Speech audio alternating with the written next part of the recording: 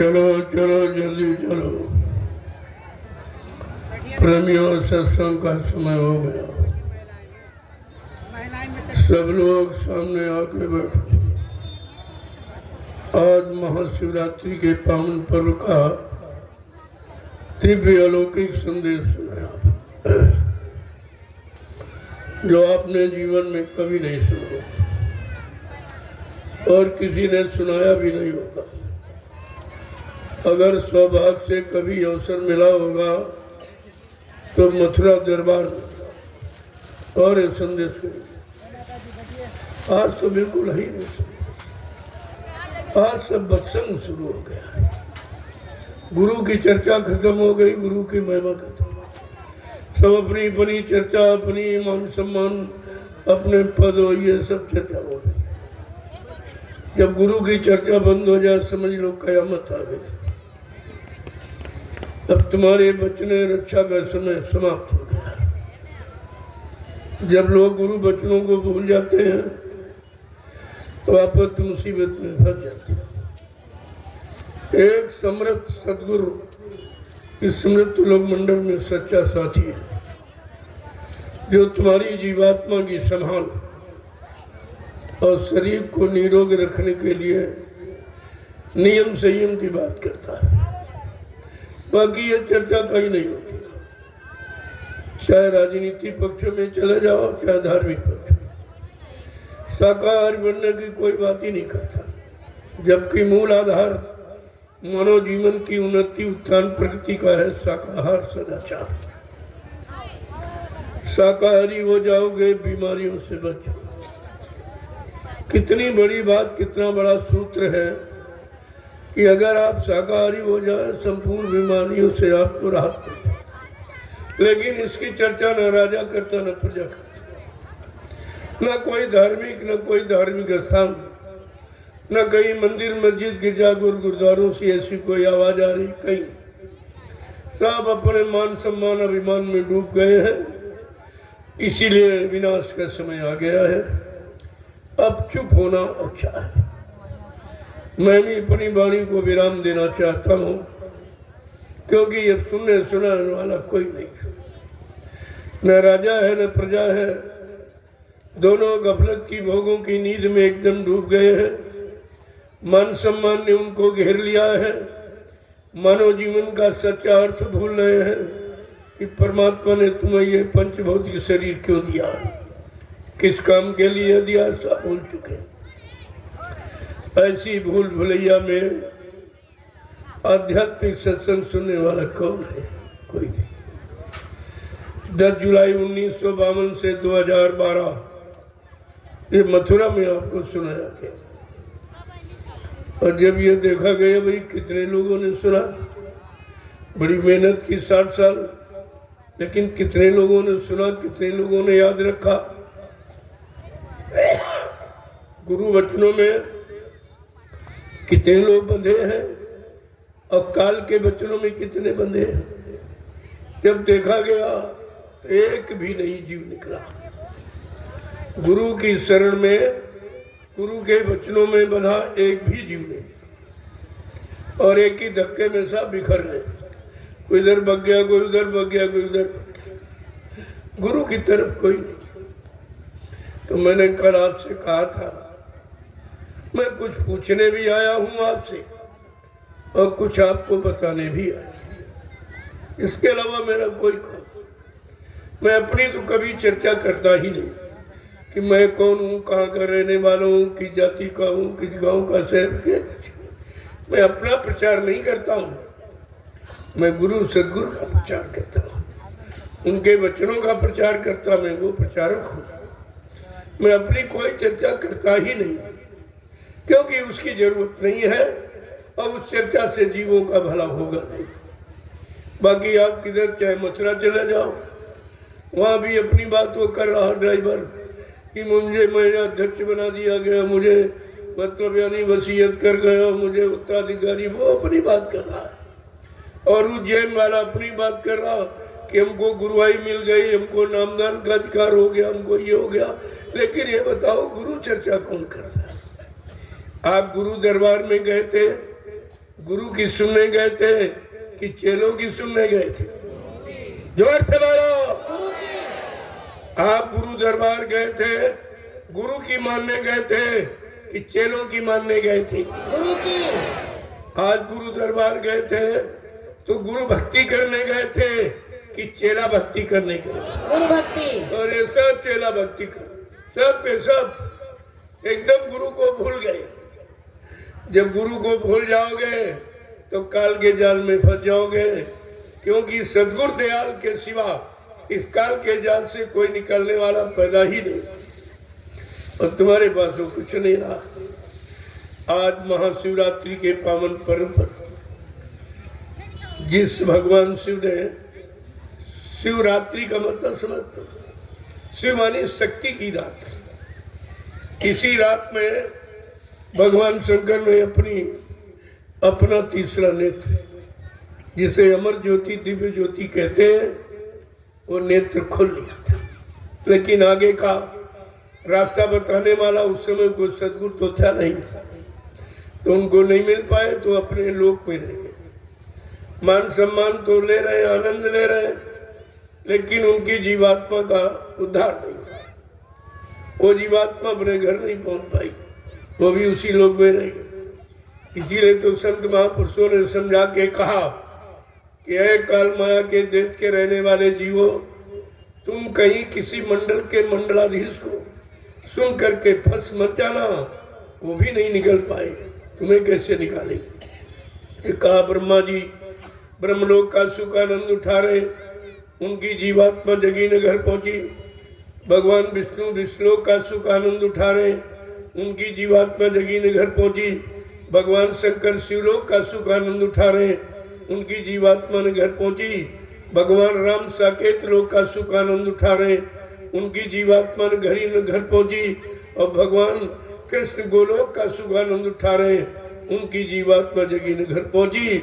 और देवी देवता देवलोक का सुख आनंद उठा रहे, उनकी जीवात्मा जगी ने घर पहुंची।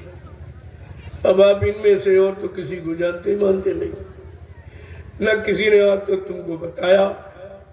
इन्हीं बीच के लोगों की शक्तियों में उलझा के रखा, और आज भी जीव राजा प्रजा दोनों उलझे हुए।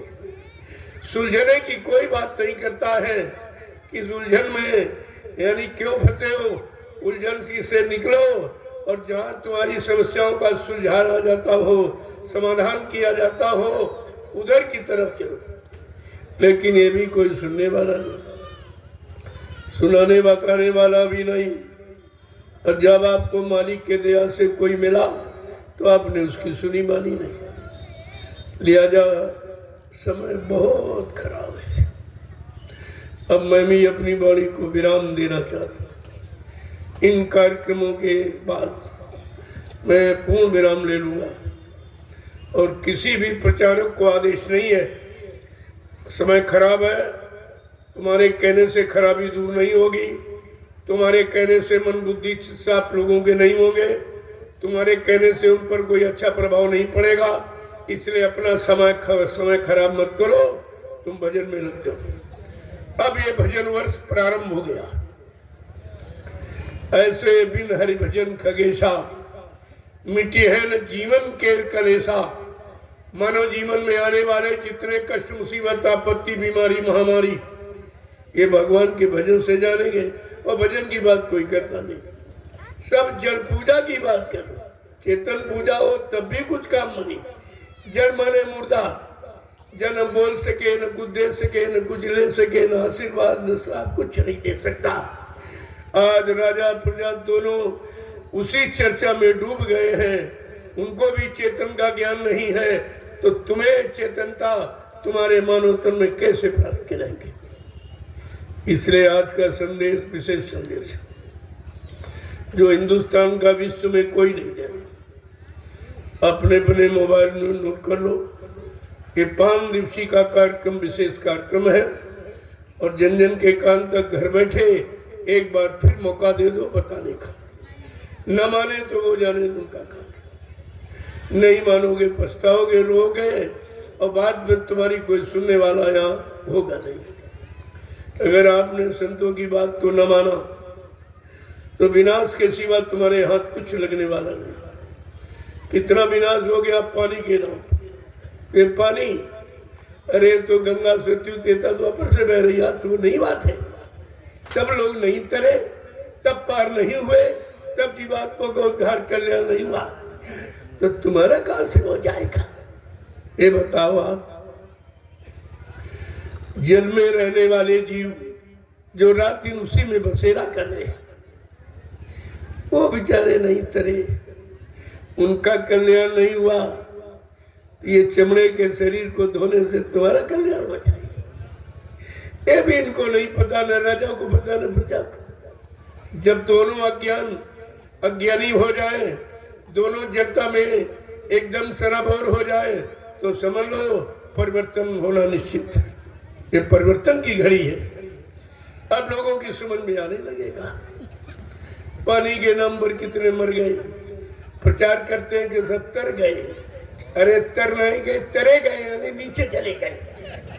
वो 4,84,00,000 नरकों की योनियों में चले गए, और उससे भी बदतर जो प्रेत योनि है उससे चले गए, क्योंकि अकाल मौत हुई है। ये अकाल मौत हुई है, जल में डूबना, तमाम अग्नि लगी जल गए, उसमें डूब मरना, दुर्घटनाओं में कुचल कर मरना, ये अकाल मौत का प्रमाण है। और जो कुंभ में अकाल मौत हुई, जिसकी सजा राजा प्रजा दोनों को भोगनी पड़ेगी, बचेगा कोई नहीं। संतों ने राजा के लिए पहले इशारा किया रामचरितमानस में कि जा सुराज प्रिय प्रजा दुखारी, सो न पवस नरक अधिकारी। जिसके राज्य में प्रजा दुखी है, अकाल मौत में जा रही है, वो राजा नरक में जाएगा। और कितने इनके नाम पर, इनके बुलाने पर नरक में चले गए, उतने युगों तक इनको नरक में रहना पड़ेगा। ये सजा कोई माफ नहीं कर सकता, इनको होश ही नहीं इसका। वो क्या जाने, संतों की शरण में गई नहीं, संतों की बात कभी मानी नहीं, और उनकी चर्चा कभी सुनी नहीं, तो इनके भी दिल दिमाग में कुछ नहीं। ये तो राजा बनना तो सबसे गंदा काम। जिसको नरक में जाना होता है उसको ये पदवी मिलती है। तब से राज और राज से नरक, इसमें कोई नहीं फर्क, इसमें कोई फर्क नहीं। तपस्या किया होगी, शुभ कर्म किए होंगे, तो राजा बन गए, धनी मानी बन गए। लेकिन अब जब भोग करोगे तो फिर नरक में चले जाओ। अगर गद्दी का परित्याग कर देते तो तुम्हारी आत्मा का कल्याण हो जाता। त्याग ये प्रथम लाभ है, इससे बढ़ के कोई लाभ। त्याग का दो नामो निशान नहीं है। त्याग की ये परिभाषा नहीं जानते। त्याग माने होता क्या है, त्याग किसे कहते हैं, और त्याग किसका किया जाता, ये भी इनको जानकारी नहीं है। और जो बताई जा रही, इनके पास सुनने का मौका नहीं, तो फिर क्या होगा? तो संतों ने कह दिया, मानो न मानो खुशी आपकी, हम मुसाफिर हैं, कल अपने घर जाएंगे, फिर तुमको कोई बताने वाला मिलेगा नहीं। इस तरह निस्वार्थ यानी सेवा करने वाला कोई नहीं मिलेगा। जब पुराने युगों की धर्म चर्चा, जिससे कुछ नहीं होना है, आत्मा के कल्याण का कोई प्रश्न ही उसमें नहीं है, उसका कितना लंबा खर्चा। और आज ये जो आध्यात्मिक है, जो आत्मिक है, कल्याण का संदेश, इसमें किसी से कोई पैसा नहीं, निस्वार्थ सेवा की जा रही। लेकिन इन स्वार्थियों को निस्वार्थ भाव लाना और बनाना इनके बस की बात नहीं रही। ये तो फंस गए हैं, कोई मान में, कोई सम्मान में, कोई अभिमान में, मतलब यानी ये सब फंस गए हैं। जब ये नहीं निकल पाएंगे तो अपनी प्रजा को कैसे निकालेंगे?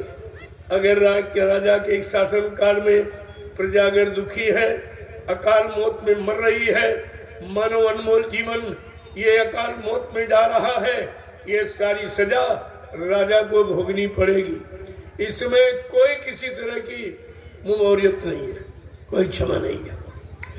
तो आज शिवरात्रि के महान पावन पर्व पर ये अवसर आपको मिला है, उसका लाभ उठा लें। कोई नहीं जानता महाशिवरात्रि का मतलब। केवल खाने पीने के सिवा तुम्हारे पास त्योहार का कोई ज्ञान ही नहीं है। त्योहार का मतलब 3 आहार, मानव जीवन के 3 आहार होते हैं, सतोगुणी और मतलब रजोगुणी और तमोगुणी, ये 3 आहार, तमोगुणी, रजोगुणी, सतोगुणी। अब तुम्हें कौन सा आहार करना चाहिए, क्योंकि जैसा करो आहार वैसे बने विचार। आहार से विचारों का जन्म होता है, विचारों से यानी सूझबूझ होती है, और विचारों के अनुसार यानी मन बुद्धि चित्त निर्णय लेते हैं, और विचार से ही जीवन का उद्धार होता है। तो जब विचार ही नहीं, कहाँ से आ, जब आहार नहीं है, न राजा को पता न प्रजा को पता। कोई भी देश क्या पूरे विश्व में खान पान का तो विचार करता ही कुछ नहीं। पशुओं के पास भी खान पान का विचार है। जो पशु शाकाहारी है उनको कितना आप लालच और कितना वैसे पदार्थ उसमें शामिल कर दो और मांस डाल दो टुकड़ा, तो वो भोजन करना बंद कर देता। जानवर भी भोजन करना बंद कर दे। ये दो पैर वाले जानवर कहते हैं जो अपना खान पान भी नहीं जानते कि क्या खाना चाहिए, क्या पीना चाहिए, हमारा खान पान कैसा होना चाहिए, ताकि हमारा तन यानी शुद्ध हो जाए और मन शुद्ध हो जाए और चित्त भी ठीक हो जाए और कर्म भी ठीक हो जाए, तो हम सजा पाने के अधिकारी न रहे, बच जाए। लेकिन किसी को नहीं मिला, और कहीं से संदेश आपको नहीं मिला। कोई भी इतने मजहब धर्म बना डाले, लेकिन ये मूल संदेश जो है आहार का, ये के कोई नहीं बता रहा, केवल मैं बता रहा, मेरे सिवा कोई नहीं। अब सारे हिंदुस्तान में घूम घूम के बताता हूँ, राजा प्रजा के पास खबर भेजता हूँ कि परमिशन लेना है, के मतलब है उनको सूचना देना। नहीं, हमें परमिशन की क्या आवश्यकता।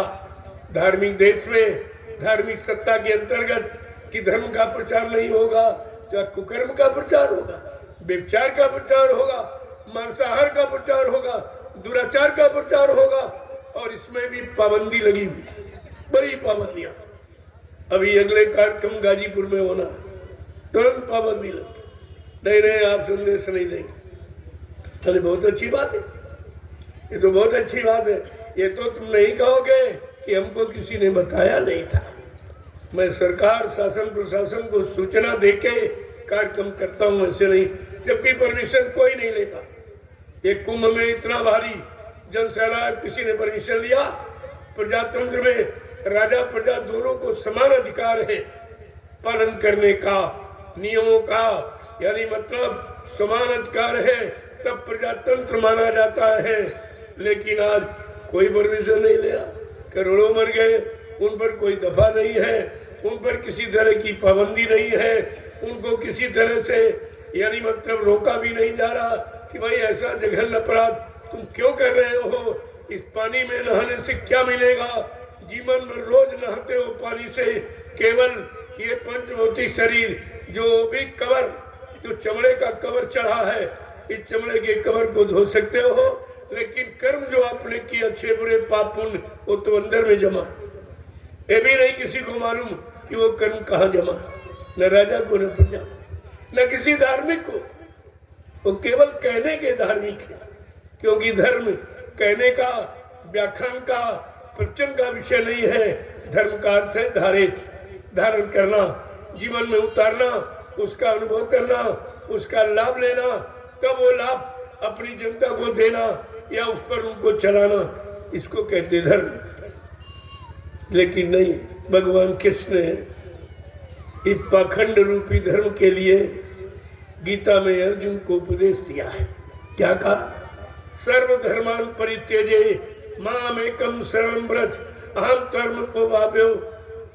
कहते कि सारे धर्मों का त्याग कर मेरे अधीन हो जा। यानी धर्म पाखंड है, बाह्यडंबर ये है, ये जड़ है, लेकिन तू मुझ चेतन में लग जा तो तुझे चेतनता मिल जाएगी। कृष्ण को भी भूल गए, राम को भी भूल गए, ये सबको भूल गए, केवल अपने मान सम्मान को नहीं भूले, अभिमान को नहीं भूले। इसके अलावा मानवता, इंसानियत, प्रेम प्यार मोहब्बत, सेवा दया सदाचार, परमात्मा की यादगार, माँ बहन बेटी की पहचान, ये सब भूल चुके हैं। यही स्थिति जब सतयुग में हुई, बाप बेटे में झगड़ा, धर्म का झगड़ा था। बेटा प्रहलाद भक्त था, वो धर्म को नहीं मानता था पिता। ये गृह युद्ध, एक घर की लड़ाई बड़ी खतरनाक होती है। तो विनाश हो गया। घर की लड़ाई में विनाश, इसके बाद त्रेता में भी घर की लड़ाई, भाई भाई की लड़ाई, भक्त भीषण रावण की, विनाश हुआ। यह है गृह युद्ध का परिणाम, विनाश। और द्वापर में भी कौरव पांडव भाई ही भाई थे, वो आपस में लड़ गए, लड़ाई ठान दी, विनाश हो गया। आज कलयुग में भी गृह युद्ध छिड़ा हुआ है, घर घर। आज ये कार्यक्रम जय गुरुदेव प्रभु नाम से पूरे हिंदुस्तान के विश्व में पहुंचाया जा रहा है। जो जय गुरुदेव मानने वाले, मैं तो उनका अपना परिवार का समझता हूँ कि हमारे गुरु परिवार के हैं, लेकिन वही झगड़ा आगे खड़े किए हैं कि कार्यक्रम नहीं होगा, सत्संग नहीं होगा, लोग सत्संग कराने में अपनी सेवाएं खर्च करते हैं। ये ऐसे परिवार वाले हैं जो रिश्वत घूस देकर अधिकारियों से कार्यक्रम बंद कराते हैं। देखिए बुद्धि देखो भाई, ये गृह युद्ध है। आज हमारे सामने गृह युद्ध ही खड़ा है। तो मैं भी विवश हो रहा हूँ कि चलो, जब घर वाला नहीं सुन रहा है, नहीं मान रहा है, और अच्छाई को छिपाना चाहता है और झूठ को उजागर करना चाहता है, ऐसे समय में यही सच्ची बात है कि इसको विराम देना चाहिए। विनाश तो निश्चित है। उसके लिए पहले इशारा किया गया था, जब लोग सच्ची अच्छी बात नहीं मानेंगे। और बाबा जी ने तो बहुत पहले आपसे कहा था, होगी जन जन में क्रांति, हम तुम्हें दिखा देंगे। सब लोग लड़े हुए आपस में, हम तुम्हें दिखा देंगे। सब धर्म लड़ेंगे आपस में, राजा प्रजा लड़ जाएगी, पिता पुत्र लड़ जाएगा, भाई भाई लड़ जाएगी, पति पत्नी लड़ जाएंगे, हिंदू मुसलमान लड़ जाएंगे। तो समझ लेना विनाश का समय आ गया। क्यों? जब बुद्धि विपरीत दिशा में जाएगी। धर्मशास्त्रों ने पहले इशारा किया, जब ऐसा समय आपके सामने आ जाए और ऐसे लक्षण मानव इंसानों में दिखाई देने लगे, तो समझ लो विनाश काले विपरीत बुद्धि, तब विनाश निश्चित। प्रयास तो महात्मा ने बहुत करते बचाने का, लेकिन जब नहीं मानोगे तो फिर हो जाएगा। बहुत प्रयास किया भक्त प्रहलाद ने अपने पिता को बचाने का, नहीं माना तो विनाश नहीं रोक पाया। भक्त भी निराश हो गया कि ऐसे नहीं मानेगा, ये बगैर कुदरत की मार के मारने वाला नहीं। विभीषण ने बहुतेरा समझाया भाई को कि बहुत बड़े विद्वान हो आप, 4 वेद 6 7 18 पुराणों के ज्ञाता, लेकिन किताबी ज्ञान उसको बचा नहीं पाया, उसका भी विनाश हो गया। भाई की नेक अच्छी भली बात न मानने पर एक भाई का विनाश हो गया। यही द्वापर का इतिहास बता रहा। जब भगवान वो काल शक्ति कृष्ण के नाम से आई, उसने बहुत समझाया, यहाँ तक कहा यदुवंशियों को बुलाकर, अरे भाई मैं तुम्हारी जात बिरादरी में आया हूँ, जात बिरादरी के नारे नाते मेरी बात मान लो। तो कोई तैयार नहीं हुआ, बल्कि उस समय के यदुवंशी क्या कहते, जा जा गाय चराने वाला, मक्खन का चोर, तेरी बात मान लूंगा, तेरी बात मान लूंगा। बड़े अमर्यादित शब्दों का प्रयोग करके कृष्ण को ठुकरा दिया, अपमानित किया। लिहाजा स्थिति क्या हुई? विनाश हो गया। आज मेरे सामने वही परिवार खड़ा हुआ है। मथुरा में उसी ने ये सब विनाश की जड़ गाड़ दी है, और आज सारे देश में उसी जड़ को गाड़ रहा है। अच्छे सच्चे संदेश जो सदगुरु का है उसे न सुनता है, न जीवों को सुनने देता है, और अपनी बुराई को आगे खोल के रख रहा है। तो हमने कहा भाई तुम्हारा भी वही हाल होगा जो पिछले युगों में न मानने वालों का हुआ। मैं अपनी तरफ से कुछ नहीं कहता हूँ, मैं तो इतिहास की याद दिला रहा हूँ। आप उसी इतिहास से समझ जाओ, सुधर जाओ, अच्छी बात है, नहीं तो भाई विनाश तो विनाश। इसलिए आज महाशिवरात्रि के पावन पर्व पर मैं सारे विश्व को संदेश देना चाहता हूँ कि समय बहुत खराब है, जरा बच के रहिए, बुराइयों से बच जाओ, हिंसाओं हत्याओं से अपने को बचा लो। नहीं, जितनी हिंसाएं हत्याएं तुम्हारे द्वारा होंगी वो भोग आपको भोगना पड़ेगा। उसका भोग है नरक, नरकों का। नरकों की सजा बहुत खराब है। नरकों की बदबू जो मलमूत्र में भी नहीं है, उससे करोड़ों गुना ज्यादा है। जब वहां तुम्हें जाना पड़ेगा तब तुमको अपनी करनी का एहसास होगा, मैंने बड़ा बुरा किया। इसलिए राजा का पद लेना तो सरल है, निभाना बहुत कठिन। राजा के लिए बहुत हिदायत है कि राजा को अपनी प्रजा के प्रति कैसा भाव रहकर कैसे सौहार्द रखना चाहिए। वो तो सब खत्म हो गया। कहा जो राजा प्रजा को पुत्रवत समझता है और पालन करता, वो राजा यदि इतिहास में अग्रणी होता है, उसका इतिहास स्वर्ण अक्षरों में लिखा जाता है। आगे आने वाली पीढ़ियां उसको याद करती। लेकिन जिन्होंने अपना उद्देश्य हत्या का बना दिया, उनका क्या होगा? इन पर तो कोई थूकेगा नहीं। थोड़ा समय निकल जाने दो, इन पर कोई थूकेगा नहीं, क्योंकि इनकी करनी सब हिंसा और हत्या की। इतनी हिंसाएं कराई जा रही राजा के हुकुम आदेश पर, यानी करोड़ों जीव जो बेचारे निर्दोष है, बेगुनाह है, उनको मारा काटा सताया जा रहा, उनके मांस चमड़े का व्यापार किया जा रहा। वो व्यापार का पैसा जब कर्मचारी अधिकारियों को दिया जाएगा तो उनका परिवार क्या फलीभूत होगा? ये हिंसा हत्या का पैसा ये कभी तुमको निरोग नहीं रहने देगा, कभी तुम्हारे अंदर सद्बुद्धि पैदा होने नहीं देगा, कभी तुमको अच्छे सच्चे कर्म करने के लिए सलाह नहीं देगा। और आज वही है इस शराब पे देखो का, क्यों नहीं शराब बंद हो रही? शराब कोई अमृत है? वो तो विष है। तो विष का पान क्यों कराया जा? अरे हिंदुस्तान धार्मिक देश है। धर्म के लिए मर्यादा पुरुषोत्तम भगवान राम ने कितनी आहुति दी थी, कितने जीवों की आहुति थी कि धर्म आ जाए, धर्म आ जाए। इंसानों में मानवता, इंसानियत, प्रेम, प्यार, मोहब्बत, सेवा, दया, सदाचार, परमात्मा की यादगार आ जाए। इंसानों के अंदर माँ बहन बेटी बहू की परख पहचान आ जाए। इसके लिए भगवान राम को रावण से लड़ाई लड़ी, भगवान कृष्ण को महाभारत करना पड़ा। ये धर्म का प्रतीक है, ये धर्म लाने की व्यवस्था है। क्या आप इस धर्म से अलग हो रहे हो तो क्या उस व्यवस्था से तुम बचोगे? तुम अपने आप को बचा लोगे? कहाँ छिपोगे, कहाँ जाओगे? आप फिर अपने पूर्व कर्म से तुम बचने वाले नहीं हो और कहीं छिपने की तुम्हारे पास जगह भी नहीं है, तो सब ढूंढेगा। संत रविदास जी जो मीराबाई के गुरु थे, आज के सैकड़ों साल पहले आए थे और आज का इतिहास लिख दिया। 100 साल पहले आया हो वो आज वर्तमान का इतिहास लिख दिया। इनको कहते हैं दिव्य दृष्टि। भूत भविष्य वर्तमान के जानकार थे। उन्होंने साफ साफ शब्दों में अपनी ज्ञान पोथी में लिखा है, संत रविदास जी ने, कि भारत में अवतारी होगा जो अति विस्मयकारी होगा, ज्ञानी और विज्ञानी होगा, वो अद्भुत सेनानी होगा। ऐसा सेनानी कि न तीर तमंचा भाला बर्छी तोपे नहीं चलाएगा, अपनी वैचारिक क्रांति के द्वारा देश दुनिया में परिवर्तन करके दिखा देगा। कितनी बड़ी बात।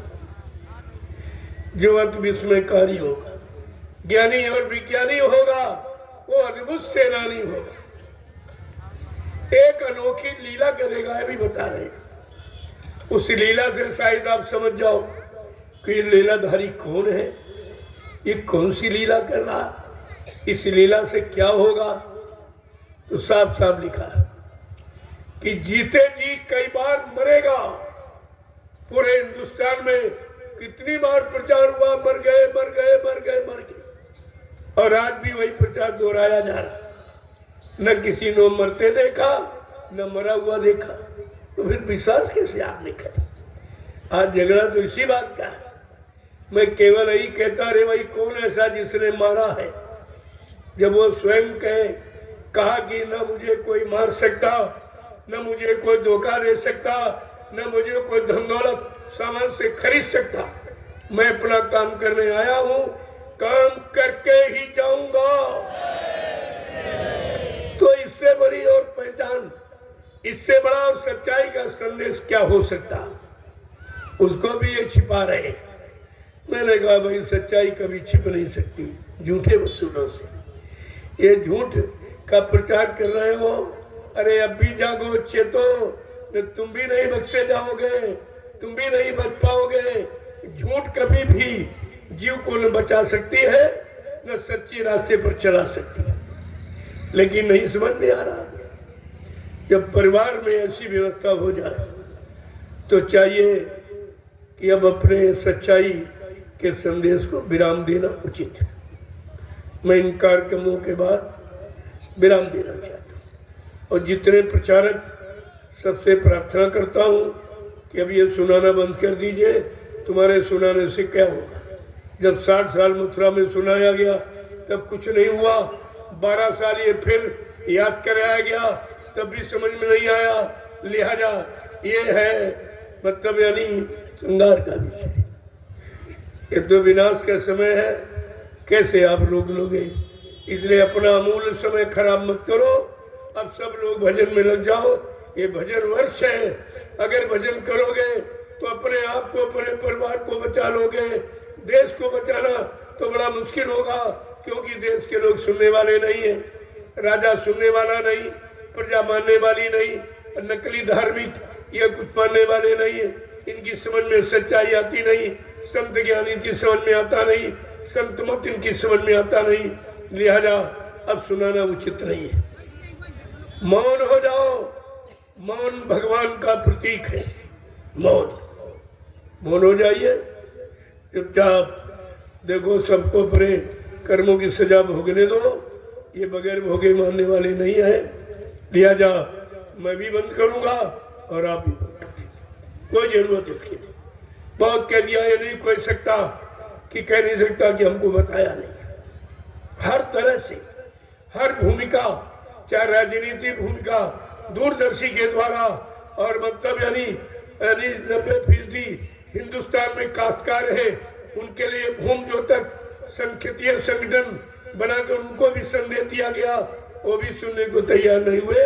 लिहाजा सब मुसीबत की चपेट में आ गए।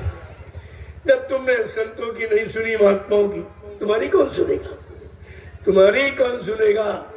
अब तुम जानो तुम्हारा काम, अपनी करनी अपनी भरनी अब तुम्हें भोगना पड़ेगा। रविदास जी क्या कह रहे हैं जरा सुन लीजिए।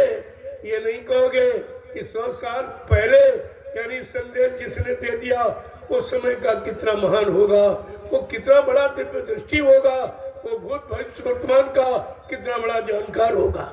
इतनी बड़ी बात। और ये तो कल का नहीं, अपना भविष्य जानते कल क्या होगा। तभी तो जुटे पड़े, तभी तो हिंसा में, हत्या में, लोभ में, मान में, सम्मान में, अभिमान में तभी तो जुटे पड़े हैं। इनको अपना भविष्य नहीं दिखाई दे रहा तो ये दुनिया और देश के भविष्य को क्या इशारा करेंगे, क्या संकेत करेंगे? प्रेमियों, रविदास जी कहने में संत चूकते नहीं, क्योंकि जो सच्चाई से अगर चूक जाएगा और सत्य वचनों से अलग हो जाएगा तो उसे संत का दोष लगेगा। ये दोष लगेगा। संत द्रोही सत्य द्रोही कहलाएगा। जो सच्चे आध्यात्मिक धर्म की चर्चा नहीं बताएगा वो धर्म का दोष करेगा, उसे दोष लगेगा। ये दोष लग रहा है तो त्रिदोष है। अब त्रिदोष में फंस जाओगे तो मौत के सिवा और कुछ रास्ता नहीं होता है।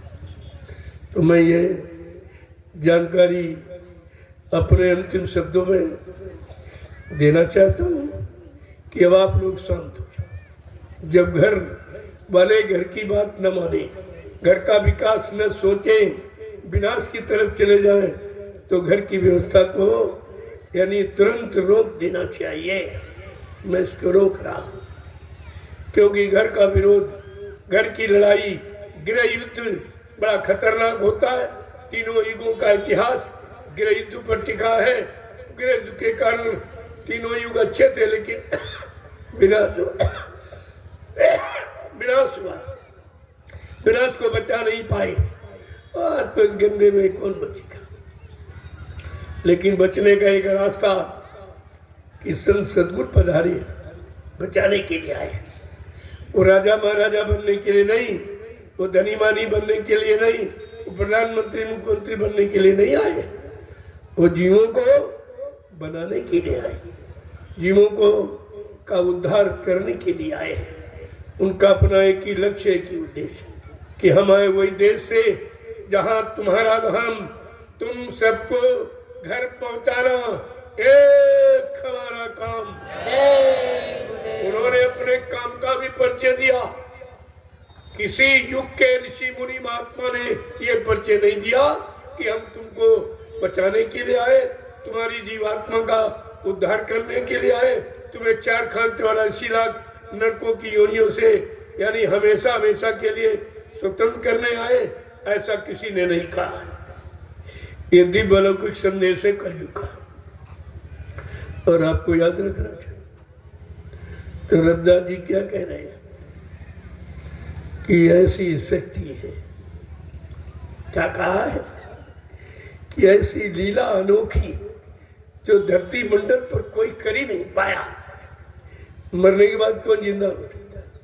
अरे मौत तो अंतिम है, इसके बाद मौत के बाद पुनः दूसरा जीवन कर्मानुसार हो सकता, लेकिन मानव तन नहीं मिलता या वही शरीर नहीं मिलता। लेकिन रविदास जी क्या कह रहे हैं, जरा उनकी सुनो कि जीते जी कई बार मरेगा और छंदम भेष में वो विचरेगा। एक अनोखा भेष होगा उसका जिसे कोई समझ नहीं पाएगा। छंदम भेष में वो विचरेगा। देश बचाने के लिए होगा एक आवाहन, युग परिवर्तन के लिए चले प्रबल तूफान। ये जो तूफानी दौड़ा, ये प्रचार प्रसार का रूप लेके जो 12 वर्ष से लगातार दिन रात चल रहा है, ये बचाने की योजना थी, लेकिन नहीं समझ पाए, नहीं मान पाए, नहीं जाग पाए। न राजा जगा, न प्रजा जगी, न कोई धार्मिक पखंड करने वाला जगा, क्योंकि ये जगना इनके बस की बात नहीं है, जो नहीं जग सकते। तो रविदास जी कह क्या रहे हैं, कहते हैं कि चंदन भेष में वो विचरेगा। देश बचाने के लिए होगा एक आवाहन, उसी आवाहन का नाम है भारतीयता। भारतीयता अपनाओ, अंग्रेजियत छोड़ो, ये भी वही सिद्धांत है। शाकाहारी बनो, मांसाहार से मुक्त हो जाओ, बीमारियों से मुक्त हो जाओ, लड़ाई झगड़ों से बच जाओ, पारस्परिक प्रेम प्यार मोहब्बत सब में आ जाए, सब एक दूसरे के काम आने लगे। इसको कहते हैं सतयुग, मिलजुल के रहने। ये अभियान है, कितनी तेजी से छेड़ा गया, लेकिन जब राजा ही नहीं जागरूक है तो प्रजा को कौन जगाएगा। इसलिए शास्त्रों ने लिखा, धर्मी राजा धर्मी प्रजा, जैसा राजा तथा प्रजा। जैसा राजा होगा वैसी प्रजा को संदेश देगा, प्रजा को उसी ओर ले जाएगा, उसी तरह मोड़ेगा। तो ये दोनों जब मतलब यानी बिगड़ गए, दोनों की भावनाएं खत्म हो गई, परमार्थ चला गया, दोनों स्वार्थ में डूब गए, लोभ और लालच में, अद्दी और गति के चक्कर में, मान सम्मान अभिमान के चक्कर में एक दूसरे की निंदा आलोचना बुराई में जुट गए। इनसे क्या उम्मीद रखा जाए कि कुछ होगा। रविदास जी क्या कह रहे हैं, जो ये समझते होंगे अज्ञानता अल्प बुद्धि में कि हम तो राजा, हमें कौन रोक टोक सकता है, हमको कौन मारेगा। किन्हीं नहीं मालूम है कि संतों की परंपरा क्या है, उनकी व्यवस्था क्या है, उनकी परिवर्तन की भूमिका के अंतर्गत क्या है। ये तो समझो पहले। क्या उन्होंने कहा कि जिसने बड़े बड़े साफ शब्दों में कहा, जिसने भारत माँ सताई, आज वही भारत माता की जय बोलते हैं, और भारत माता की छाती पर कितने उनके जीवों की हिंसा और हत्या करा रहे, खून की नदी बहा रहे, अकाल मौत में जीवों को पहुंचा रहे, और कहते भारत माता की जय। ये जय कहना तुम्हारे मुंह से शोभा देता है। रविदास जी इसीलिए कह रहे हैं, जिसने भारत माँ सताई, जिसने इसकी करी लुटाई। कौन कौन? संतों ने रात भी खोल दिया कि जबकि आगे ये शब्द उस समय नहीं था, सब तो अभी ये आजादी में के बाद बना नेता शब्द। क्या उन्होंने कहा कि नेता, मंत्री और अधिकारी इनको जान बचाना होगा भारी। अब वो समय आ रहा, कुदरत फैसला लेने वाली है। कहा नेता, मंत्री और अधिकारी इनको जान बचाना होगा भारी। कहा एक दिन ये छोड़ के मैदान भगेंगे, इसीलिए विदेशों में अपने घोंसले बना रखे। भारत की जनता की गाड़ी कमाई लूट कर विदेशी बैंकों में जमा कर दिया कि जब भारत देश में गाड़ी मुसीबत आएगी तो हम भाग के वहां चले जाएंगे। ऐसे भाग जाओगे? अरे संतों की भूमि है, ऋषि मुनि महात्माओं की भूमि है, ये तुम्हारी भूमि नहीं है जो अपने अनुसार छोड़ के चले जाओगे। इस भूमि पर तुमने कितने वर्ष राज किया है उसका हिसाब देना पड़ेगा। ऐसे नहीं, हिसाब देना पड़ेगा। भारत की जनता को तब तक ऐसी प्रेरणा दे दी जाएगी, उसको इतना जागरूक कर दिया जाएगा, वो अपना एक एक वर्ष का हिसाब मांगे कि कितनी पंचवर्षीय योजनाओं में आपने क्या क्या लूटा, किसको किसको लूटा, किस तरह से लूटा, अपना मान सम्मान कैसे कायम करने के लिए किनको किनको धोखा दिया, झूठी प्रतिज्ञा की, झूठी शपथ खाई, ये सब आपको हिसाब देना पड़ेगा। तुम्हें नहीं मालूम है? महात्माओं ने इशारा करके क्या कहा था कि तुम्हारे पीछे कुदरत ने कैमरा लगा दिया, वो कैमरा सब देख रहा, सुबह शाम तक आपने क्या क्या किया है अपने यानी निमित्त स्वार्थ के लिए। अरे कितने दिन का जीवन है, उसके स्वार्थ के लिए प्रजा को गुमराह करना, प्रजा को सत्य से, धर्म से, न्याय से, अहिंसा से, प्रेम से जुदा करना, अलग करना, ये कितनी बड़ी इंसानियत तुम्हारी मानी जाएगी। का ये सब कुदरत के कैमरे में नोट हो रहा, आप इससे बच नहीं पाओगे।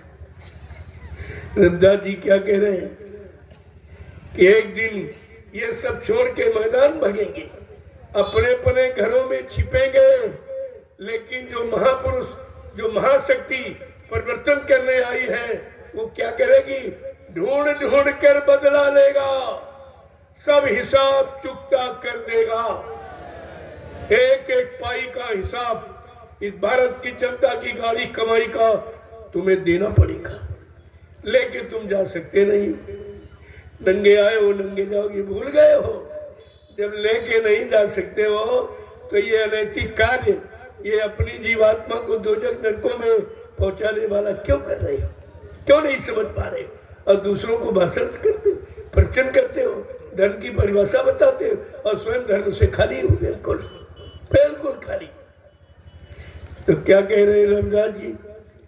नेता, मंत्री और अधिकारी इन्होंने लूटा, आज भी लूट रहे, अभी बंद नहीं लुटाई। नेता, मंत्री और अधिकारी इनको अब जान बचाना होगा भारी। ये छोड़कर मैदान भगेंगे, अपने अपने घरों में दुबकेंगे। बाबा जी ने पहले इशारा कर दिया था कि जब ये देश छोड़ के भगेंगे तो एरोड्रम पर दूरदर्शी खड़ी मिलेगी, तो इनसे हिसाब मांगे। इतने साल आपने शासन किया है, जनता को लूटा है, उनका धन लूटा है, अपने ऐशो आराम, अपने निजी भोग के लिए, इसका हिसाब दिए जाओ। ये तो समझते कोई है ही नहीं। इन्हें क्या मालूम कि वो महापुरुष कहाँ बैठा है और अपनी गुप्त व्यवस्था से क्या क्या व्यवस्था बना रहा, क्या क्या देख रहा है, जो सारे विश्व में जिसने ढिंढोरा पीटा है कलयुग को भगाने का, सतयुग को लाने का एक जगह बैठा रहेगा। अरे उसे तो सब जगह जाना ही, सबके अंदर प्रेरणा स्रोत बन करके प्रेरणा देनी है। देखते जाइए आप क्या होता है। अब जब अच्छी सच्ची बात रावण ने माननी बंद कर दी, तो क्योंकि विनाश होना था, तो बुद्धि विपरीत दिशा में जाएगी जरूर। वो भी महाराजा था, ये तो राजा ही है, वो महाराजा थे। हिरण्यकशिप महाराजा था, कंस महाराजा था। जब महाराजा अपने आप को नहीं बचा पाया, ये राजा क्या अपने आप को बचा लेगा? इसको होशे नहीं है, ये बेहोश की गोली खाए हुए। इतना ढिंढोरा पीटा जा रहा, इतना संदेश बाबा जी ने 10 जुलाई 1952 से सारे हिंदुस्तान में घूम घूम कर ये संदेश दिया, लेकिन यहाँ के राजाओं ने बिल्कुल नहीं सुना ही नहीं। इतना मदान हो गए कि इनको महात्मा दिखाई ही नहीं देती, महात्माओं की अच्छी सच्ची चर्चा इनको सुनाई ही नहीं देती, इनकी समझ में नहीं आ रहा।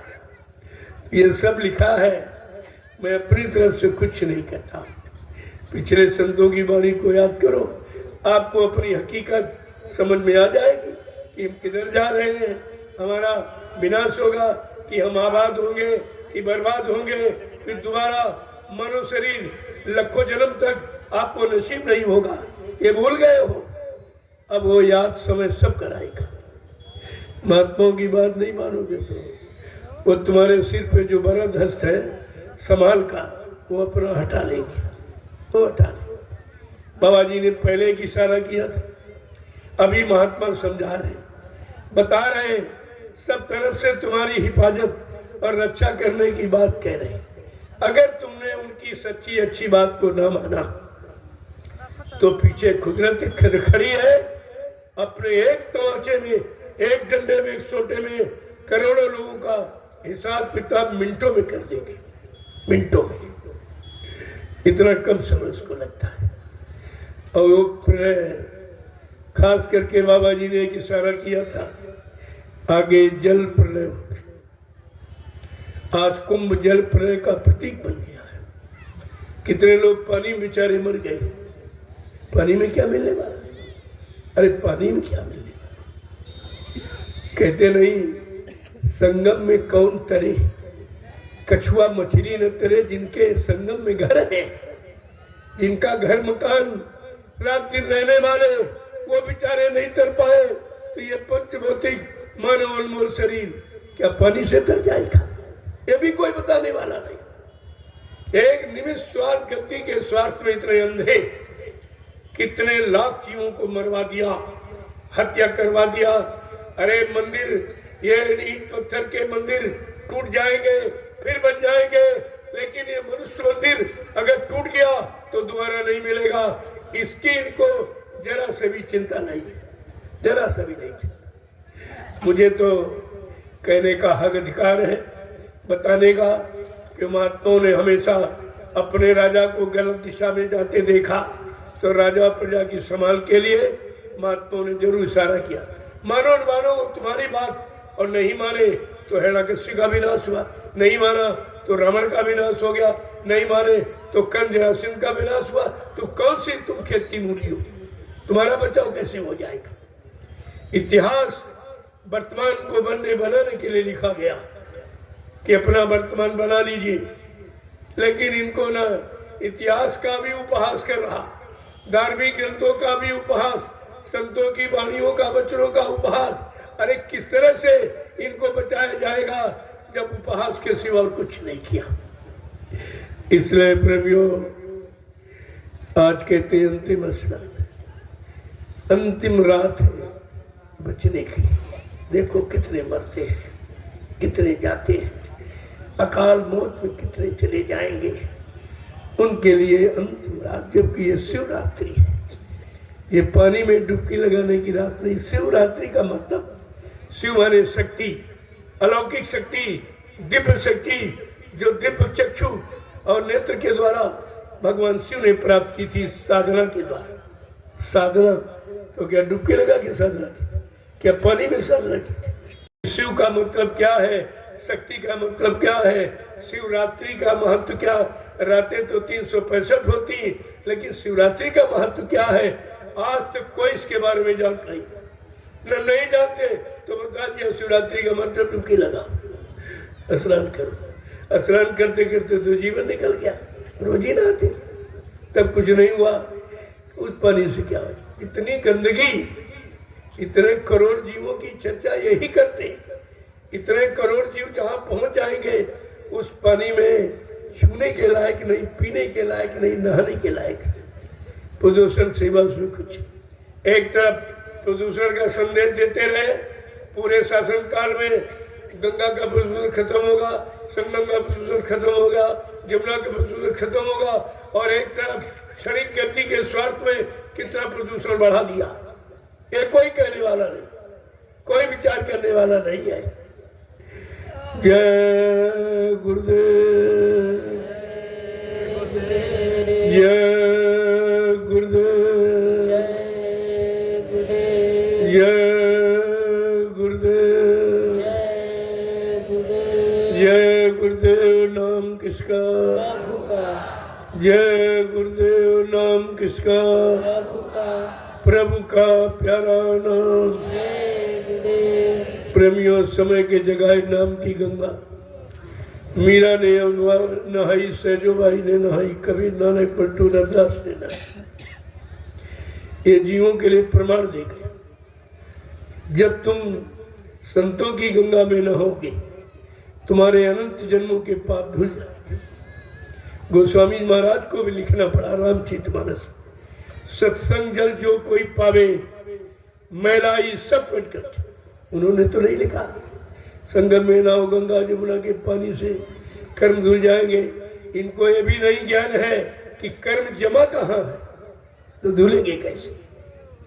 ये तो संत परंपरा में, और संत ये दाढ़ी बाल लाल पीले कपड़े का नाम नहीं है, ये तो पाखंड है, बाया नंबर है, ये खोल को सजाने की प्रथा है।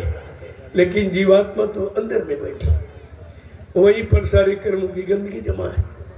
जब तक वहां का जानकार कोई सूरज शब्द योग बताने वाला, सूरज शब्द योग की साधना कराने वाला, जब कोई समर्थ सद्गुरु नहीं मिलेगा, तब तक कर्मों की गंदगी कोई हटा नहीं सकता।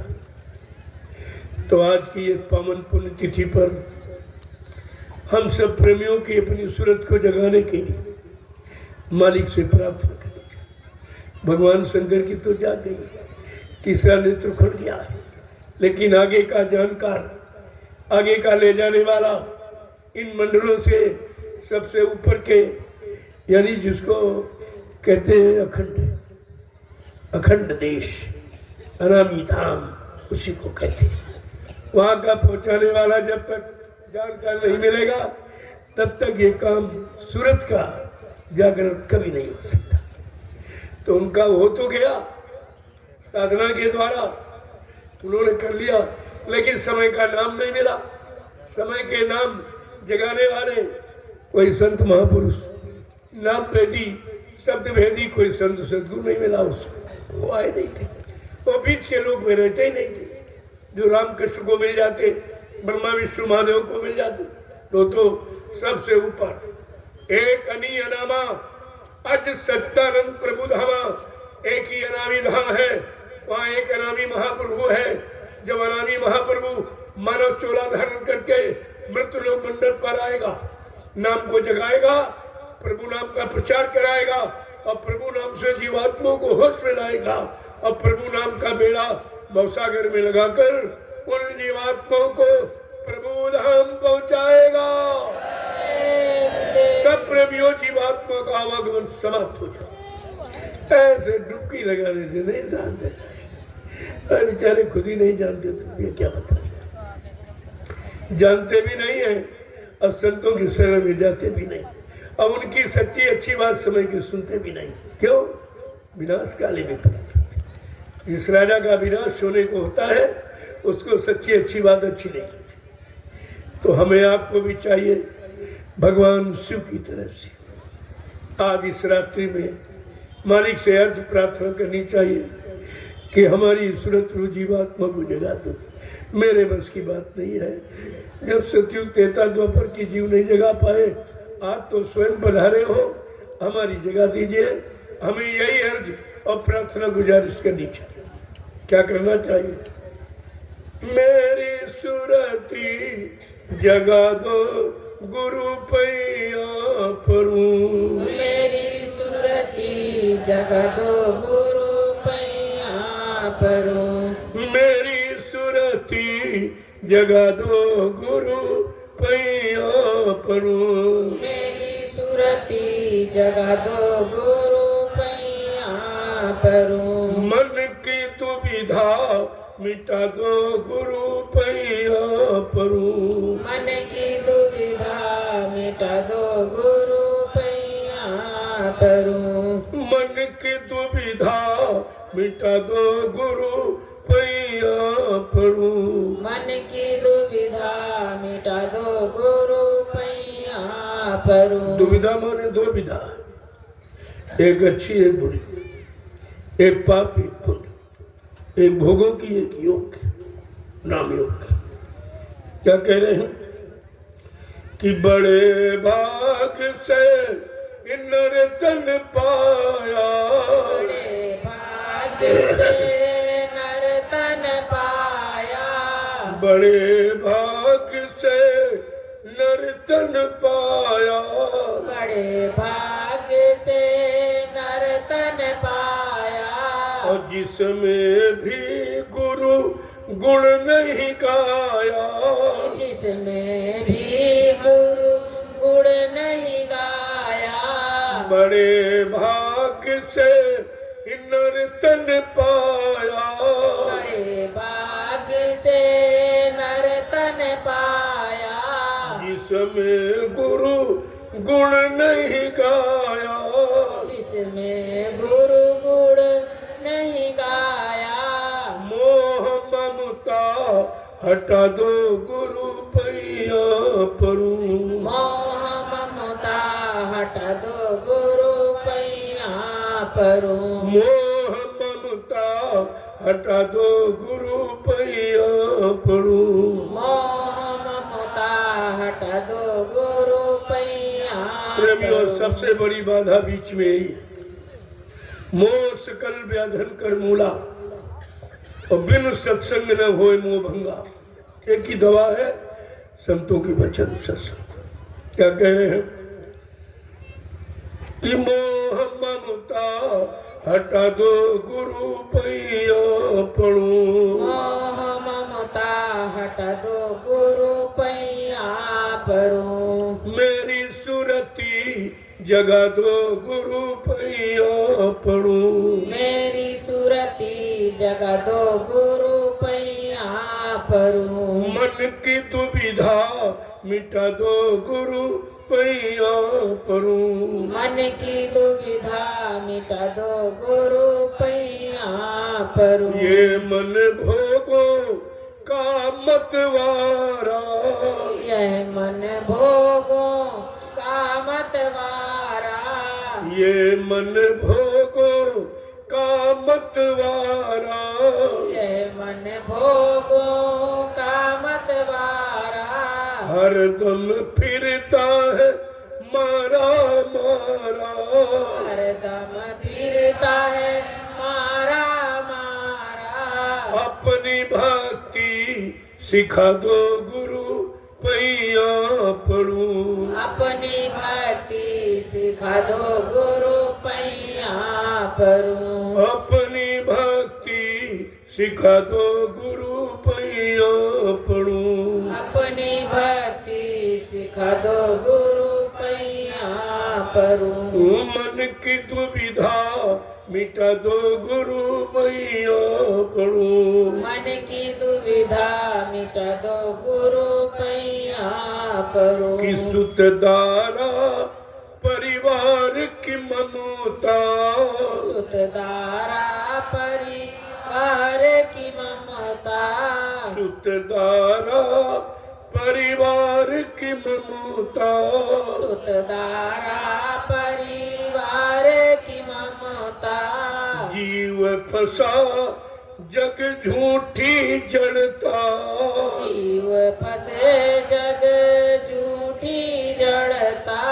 जीव फंसा जग झूठी जड़ता, जीव फंसा जग झूठी जड़ता। भ्रम का पर्दा हटा दो गुरु पैया परूं। ब्रह्म का पर्दा हटा दो गुरु पैया परूं। भ्रम का पर्दा हटा दो गुरु पैया परूं। ब्रह्म का पर्दा हटा दो गुरु पैया परूं। जब से आया जगत जाल में, जब से आया जगत जाल में, जब से आया जगत जाल में, जब से आया जगत जाल में, फंसता रहा काल माया की चाल में, फंसता रहा काल माया की चाल में, फंसता रहा काल माया की चाल में,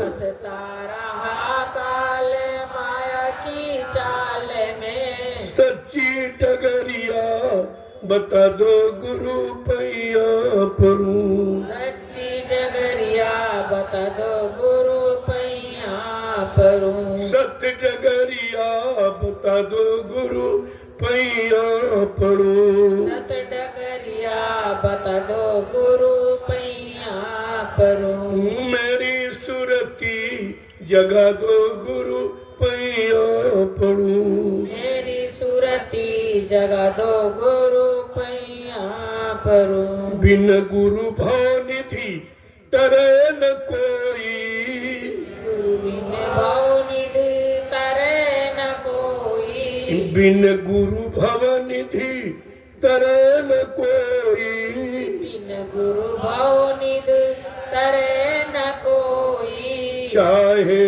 कोटिन करो उपाई, चाहे कोटिन करो उपाय, चाहे कोटिन करो उपाई, चाहे कोटिन करो उपाय, नाम का रंग चढ़ा दो गुरु पैया पड़ू, नाम का रंग चढ़ा दो गुरु पैया परूं, नाम का रंग चढ़ा दो गुरु पैया पड़ू, नाम का रंग चढ़ा दो गुरु पैया परूं, नित सतसंग मिले गुरु तेरो, नित सत्संग मिले गुरु तेरो, नित सतसंग मिले गुरु तेरो, नित सत्संग मिले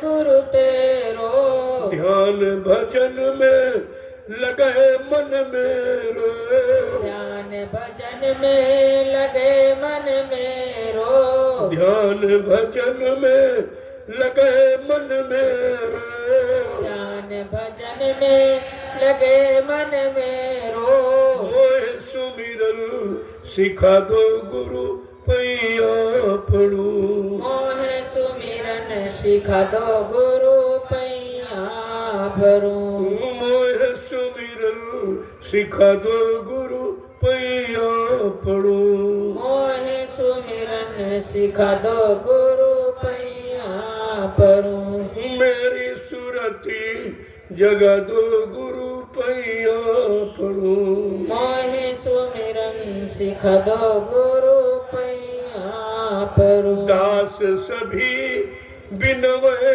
कर जोरी, दास सभी बिन मैं कर जोरी, दास सभी बिनवय कर जोरी, दास सभी बिन मैं कर जोरी, सतगुरु हाथ में तेरे डोरी, सतगुरु हाथ में तेरे डोरी, सतगुरु हाथ में तेरे डोरी, सतगुरु हाथ में तेरे डोरी, निज घर को पहुंचा दो गुरु पैया पड़ू, निज घर को पहुंचा दो गुरु पैया परूं, निज घर को पहुंचा दो गुरु पैया पड़ू, निज घर को पहुंचा दो गुरु पैया परूं, मेरी सुरती जगा दो गुरु पैया पड़ू, मेरी सुरती जगा दो गुरु पैया परूं, मन की दुविधा मिटा दो गुरु पैया पड़ू, मन की दुविधा मिटा दो गुरु पैया परूं, जय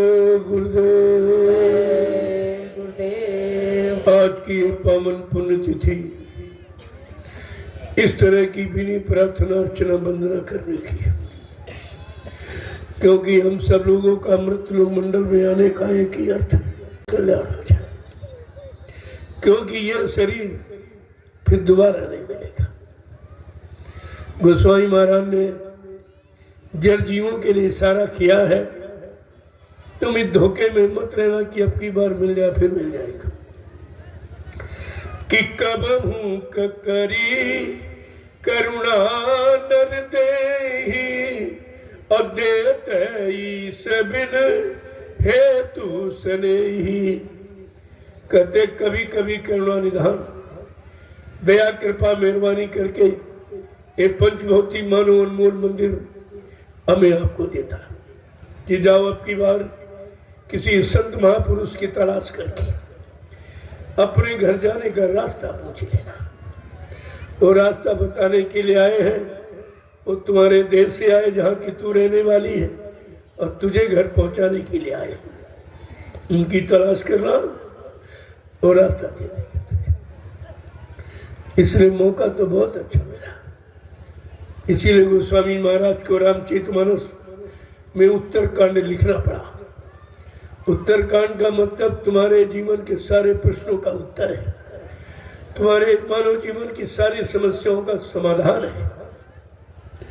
उन्होंने साफ साफ कहा कि ये मानव अनमोल जिस बार बार नहीं मिले, कि बड़े भाग्य मानुष तन पावा और सुर तुर लभो सदग्रंथन गावा, कि नर तन समनई कवनि बतेहि अजीव चराचर याचत जेहि, कि साधन धाम मोक्ष कर द्वारा और पाए न जेहि परलोक है समारा, कि नर तन पाए विषय मन देहि और पलटी सुधाते सट बीस लेहि, यही तन का फल विषय न भाई और स्वर्ग हो स्वल्प अंत दुखदाई।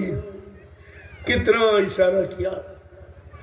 ये पंचभौतिक हीरा जन्म है, अनमोल, इसके कोई मोल नहीं चुका सकता, ये बार बार मिलता नहीं।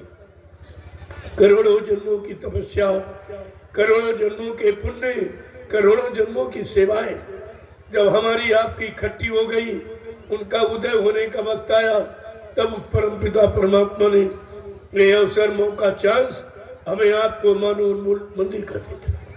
जाओ इस पंचभौतिक शरीर के अनमोल जीवन से अपनी जीवात्मा का कल्याण करो, और किसी से कल्याण न पूजा से, न पाठ से, न तीर्थ, न व्रत, न गंगा, न जमुना, यानी ये इससे काम नहीं होगा।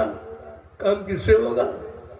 कि मतलब संतों की गंगा में नित्य स्नान करो, करिए नित्य सत्संग, बाधा सगल मिटाए, फिर ऐसा अवसर ना मिले दुर्लभ नर्तक पाए। हर रोज दर रोज प्रतिरोज सत्संग करो, पढ़ो पढ़ाओ, सुनो सुनाई नहीं, नहाओ धोना नहीं, करो, अपनी करनी में उतारो, अपने जीवन की करनी को उलट दो, बदल दो, विषयों से हटकर, यानी मतलब अमृत की तरह अमीर रस पियो।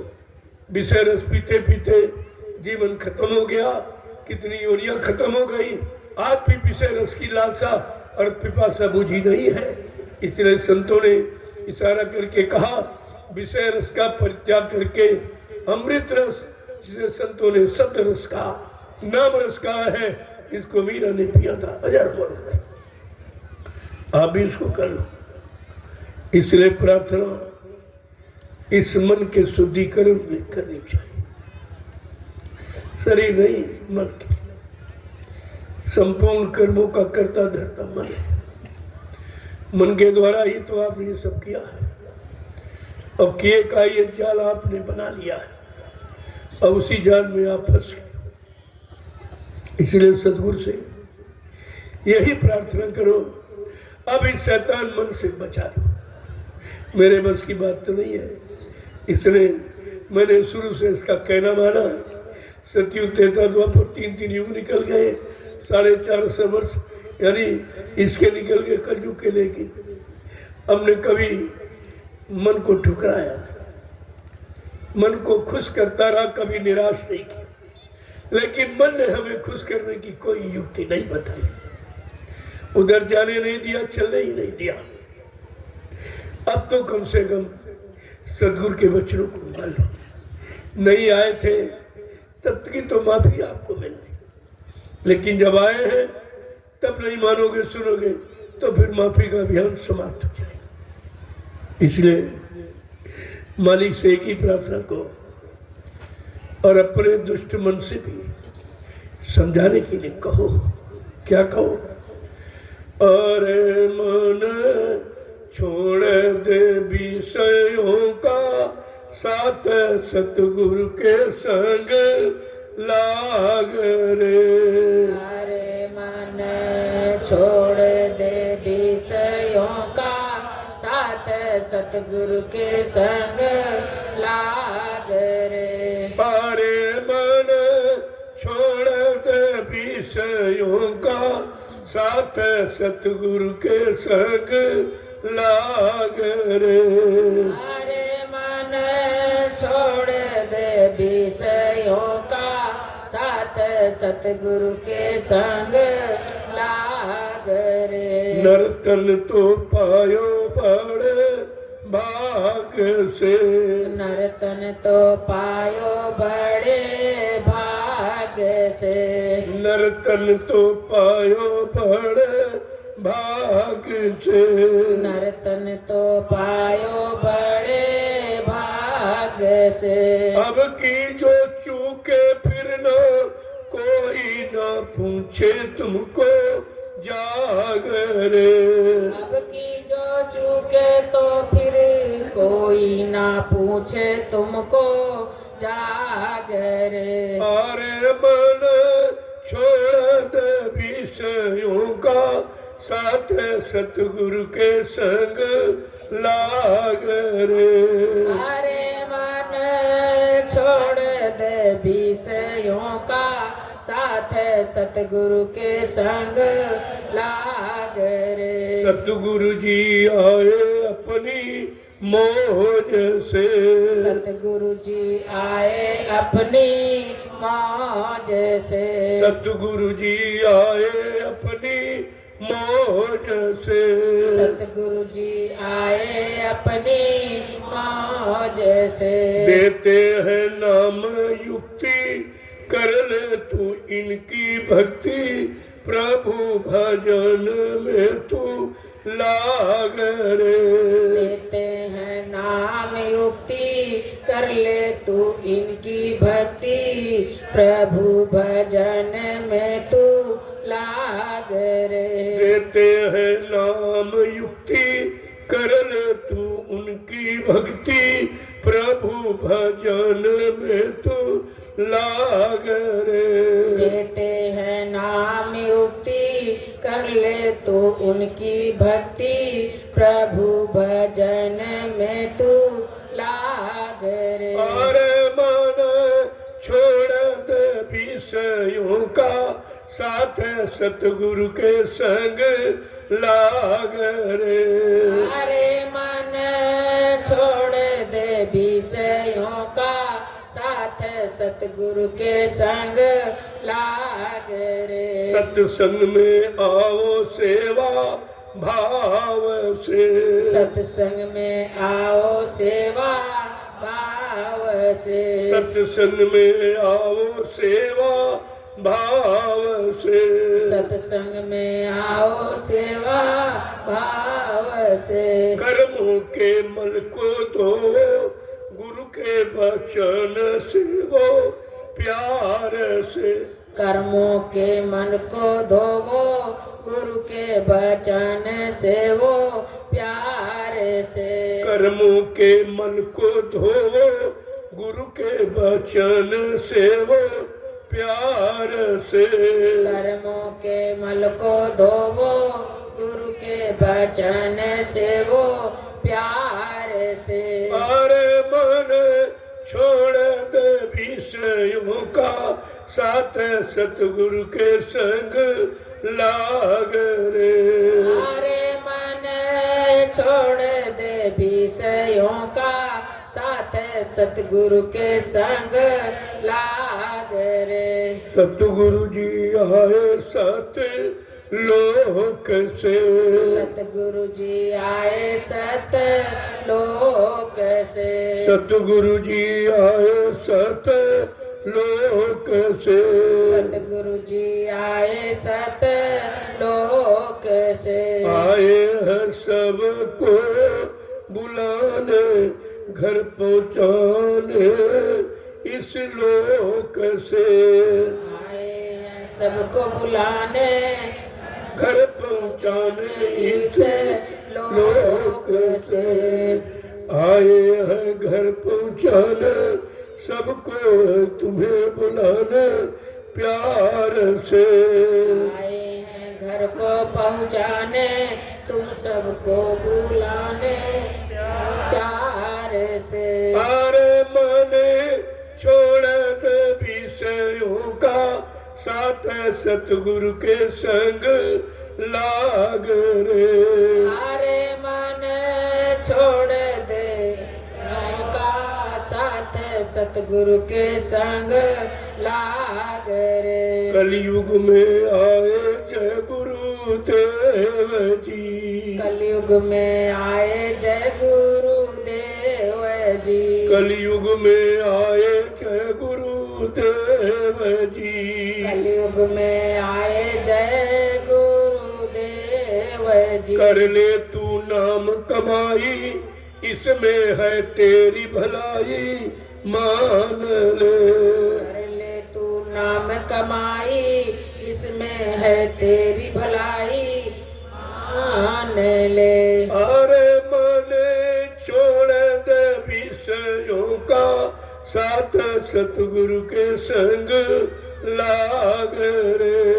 अरे मन छोड़ दे विषयों का साथ सतगुरु के संग लाग रे। जब से तू आया यही देश में, जब से तू आया यही देश में। भूला है अपने पथ को जाएगा कैसे घर को गुरु बचन से तू जान ले। भूला है अपने पथ को जाएगा कैसे घर को गुरु बचन तू मान ले। अरे मन छोड़ दे विषयों का साथ सतगुरु के संग लाग रे।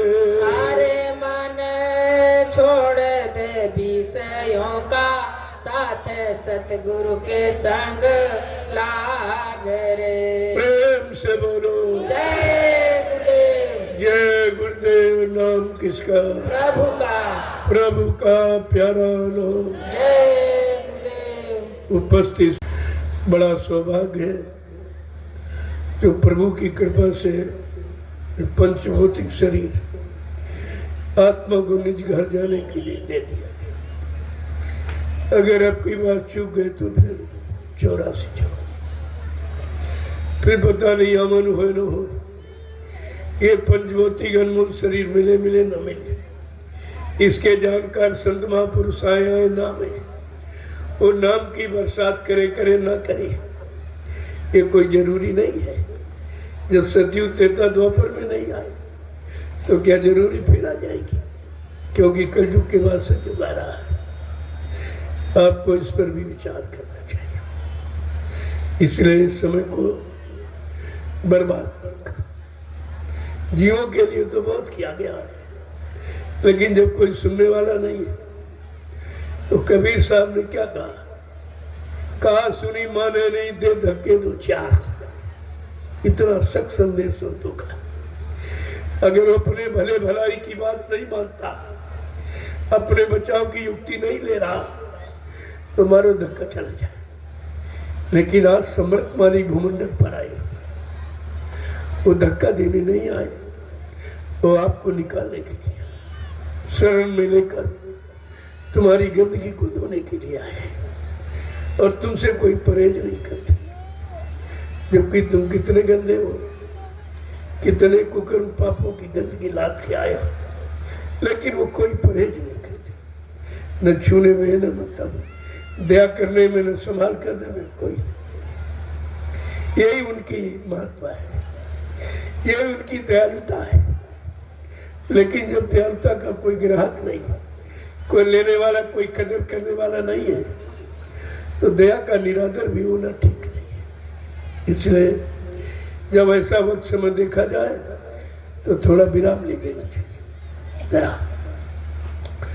तो मैंने आज यही आपके सामने संदेश रखा है कि मैं विराम लेना चाहता हूँ। जब परिवार को लोग नहीं मानते, परिवार के लोग अच्छे सच्चे काम में विरोध करते हैं, गुरु की महिमा बताने सुनाने में विरोध करते हैं, तो ऐसे परिवार वालों से मुख मोड़ लेना चाहिए। अंत दोगत्वा, बहुत समझाने के बाद जब विभीषण की कोई बात नहीं माना, उन्होंने मुख मोड़ लिया और रात से निकल गए। परिणाम क्या हुआ? विनाश हो गया, विनाश। तो इस कौम ने पहले भी किया था, जब इस कौम ने भगवान कृष्ण की बात नहीं मानी, 56 करोड़ का विनाश करा लिया। आज भी वही काम को मेरे सामने खड़ी है, लिहाजा परिणाम बुरा ही होगा।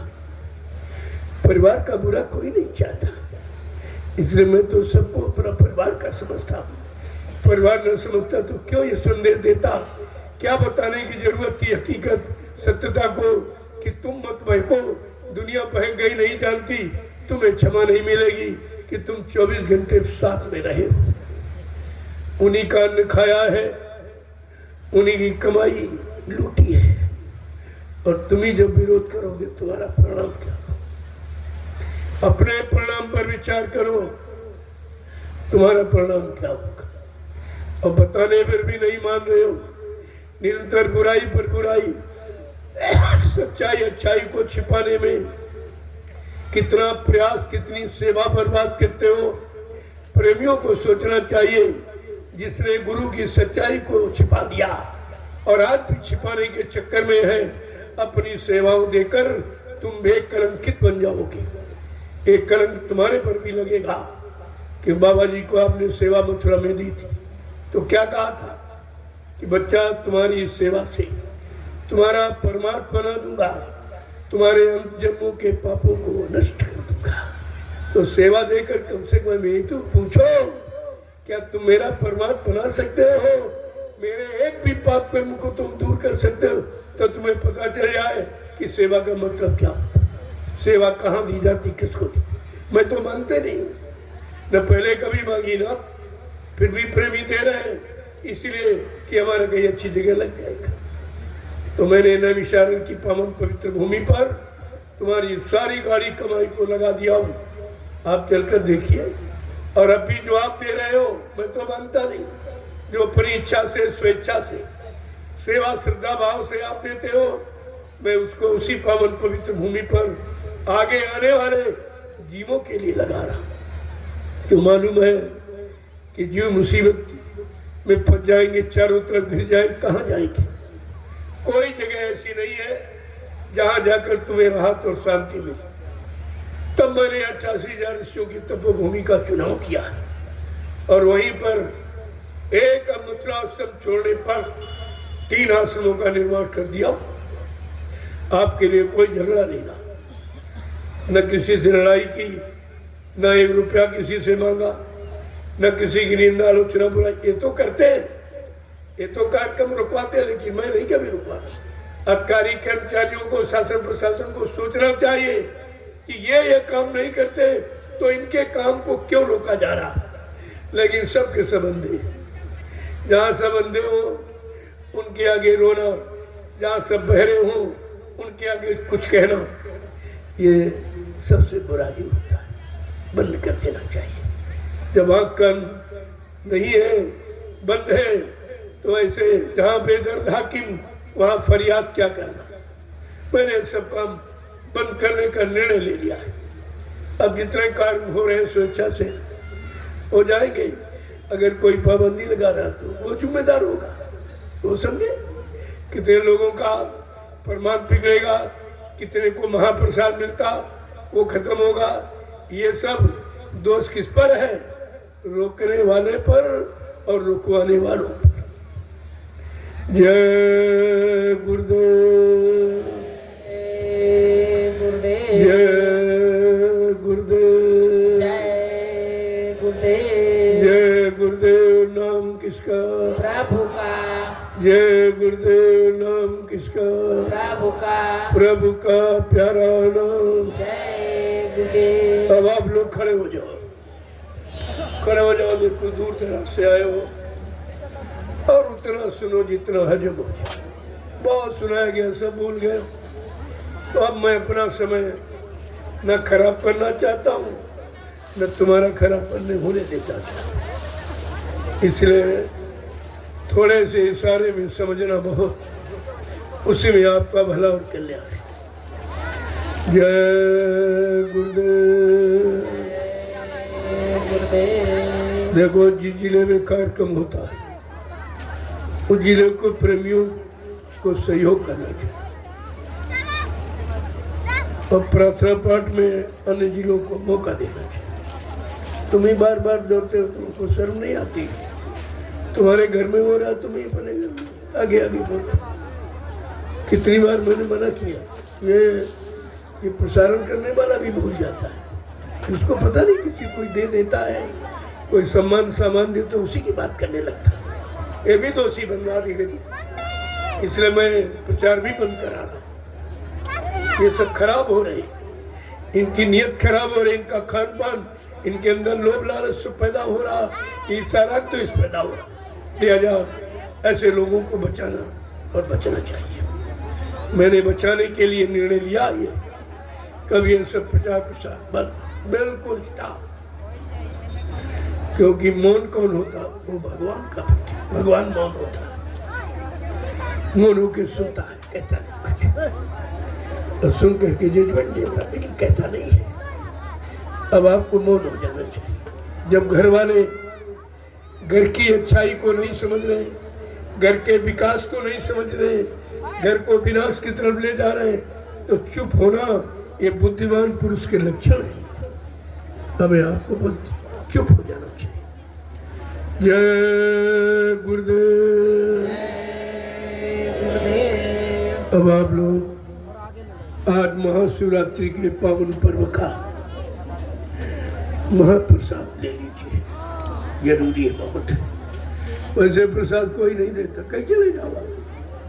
तुम चाहे कुछ सब लुटा दो, जेब खाली करो, लेकिन बदले में तुम्हें कोई कुछ नहीं देगा, क्योंकि तुमको देने के लिए उनके पास कुछ नहीं। जो घर घर भीख मांगने लगा है, फिर भी नहीं समझ पा रहे। अगर भिखारी भीख मांगने लगे तो उसके पास है क्या, और होता तो भीख क्यों मांगता? आज संत की परंपरा को बिल्कुल नष्ट कर रहा है। घर घर दरवाजे दरवाजे भीख मांग रहा है। ये संत मत में भीख नहीं है, काल मत में है। आपको सोचना, ये काल मत के जीव है जो अपने स्वार्थ के लिए भिक्षा मांगने लगे। गुरु की मर्यादा खत्म हो गई, संत मत की मर्यादा खत्म हो गई। लिहाजा ऐसे लोगों का चेहरा देखना दोषी है, दोष है, दोष है। जय गुरुदेव, जय गुरुदेव, जय गुरुदेव, जय गुरुदेव। क्यों बड़े साफ शब्दों में लिखा है, गुरु निंदा सुने जो काना, पाप लगे गौ घास समाना। आज गुरु की निंदा घर घर पहुंचाई जा रही। घर घर भीख मांग के गुरु की निंदा करता है, गुरु को मृतक बताता है और उसी गुरु की चर्चा करता है, उसी गुरु के जगह नाम की महिमा बताता है और स्वयं महिमा से बहुत दूर खड़ा है और भीख मांगने लगा। घर घर भीख मांग रहा। आपको सोचना चाहिए, भीख मांगने वाला कभी दाता नहीं हो सकता, भिखारी होता, और भिखारी से किसी चीज की उम्मीद नहीं रखनी चाहिए। फिर भी तुम भी तो भ्रमित हो। क्या मतलब है, कभी भीख मांगने की शिक्षा दी गई थी कि आपने, आपके गुरु ने कभी भीख मांगना सिखाया? फिर ये कहां से कर रहे हैं? अब कह रहे गुरु के भक्त है, कहते गुरु उनको उत्तराधिकारी बना दे। तो उत्तराधिकारी बनाने के लिए यानी गुरु की मर्यादा खत्म करने की, गुरु की महिमा खत्म करने की, गुरु को मुर्दा कहने के लिए ये मर्यादा है। तो तुमको भी तो दोष लगेगा। ऐसे व्यक्ति जो गुरु की निंदा कर रहा है, ऐसे व्यक्ति का अगर तुम सुनोगे तो करोड़ों गौओं की हत्या के बराबर पाप लगेगा। गुरु निंदा सुने जो काना, पाप लगे गौघास समाना। शास्त्रों ने बहुत स्पष्ट कहा, लेकिन फिर भी तुम्हारी समझ में नहीं आ रहा, क्योंकि तुम्हारा समय भी खराब है। जय गुरुदेव। जय गुरुदेव। आप मर्यादित व्यवस्था में एक भी महिला एक भी पुरुष बड़ी शांति के साथ आज शिवरात्रि के महापर्व का ये महाप्रसाद ले लो। पता नहीं फिर मिले न मिले, हमारा शरीर न रहे, आपका न रहे, कोई जरूरी नहीं है, क्योंकि शरीर पूरा होने का समय होता है। समय के पहले काम कर लेना ये बुद्धिमानी। जब काम हो जाए फिर शरीर को रख के क्या किया जाए, इससे और कोई काम नहीं होगा। अगर जीवात्मा का काम हो गया और जीवों का काम हो गया तो शरीर का काम खत्म हो जाता है। जय गुरुदेव। देखो झंडे की परिक्रमा ये भी कोई नहीं करा रहा, वो भी दोनों जय गुरुदेव नाम की बात करते हैं, लेकिन झंडे से ये काम नहीं करा सकते जो मैं करा रहा। ये है जीवित का प्रमाण, क्योंकि काम जिंदा करेगा, मुर्दा नहीं करेगा। और तो अगर गुरु को मुर्दा कहते हैं तो जरा एक भी जीवों का काम करके दिखा दे झंडे से, एक की बीमारी कम करके दिखा दे। अरे भाई मैं तुम्हारी बात मान लूं। परिवार की नेक सलाह चाहे बच्चा बूढ़ा जवान कोई मानी जाती है, लेकिन यानी निरर्थक बिल्कुल एकदम बिल्कुल झूठ उसे कौन मान लेगा। इसलिए झंडा भी प्रमाण है। मेरे पास बहुत से प्रमाण, प्रसाद का प्रमाण जो कहीं नहीं। झंडे का प्रमाण हिंदुस्तान में कितने झंडे, जितनी पार्टियां उतने झंडे, और जितने धर्मस्थल मंदिर तो झंडे, लेकिन जो झंडा जय गुरुदेव प्रभु नाम का काम करेगा वो हिंदुस्तान के विश्व में कोई झंडा नहीं करेगा। ये पहचान है, सत्यता है इसके नाम की, कि प्रभु नाम की सत्यता क्या है।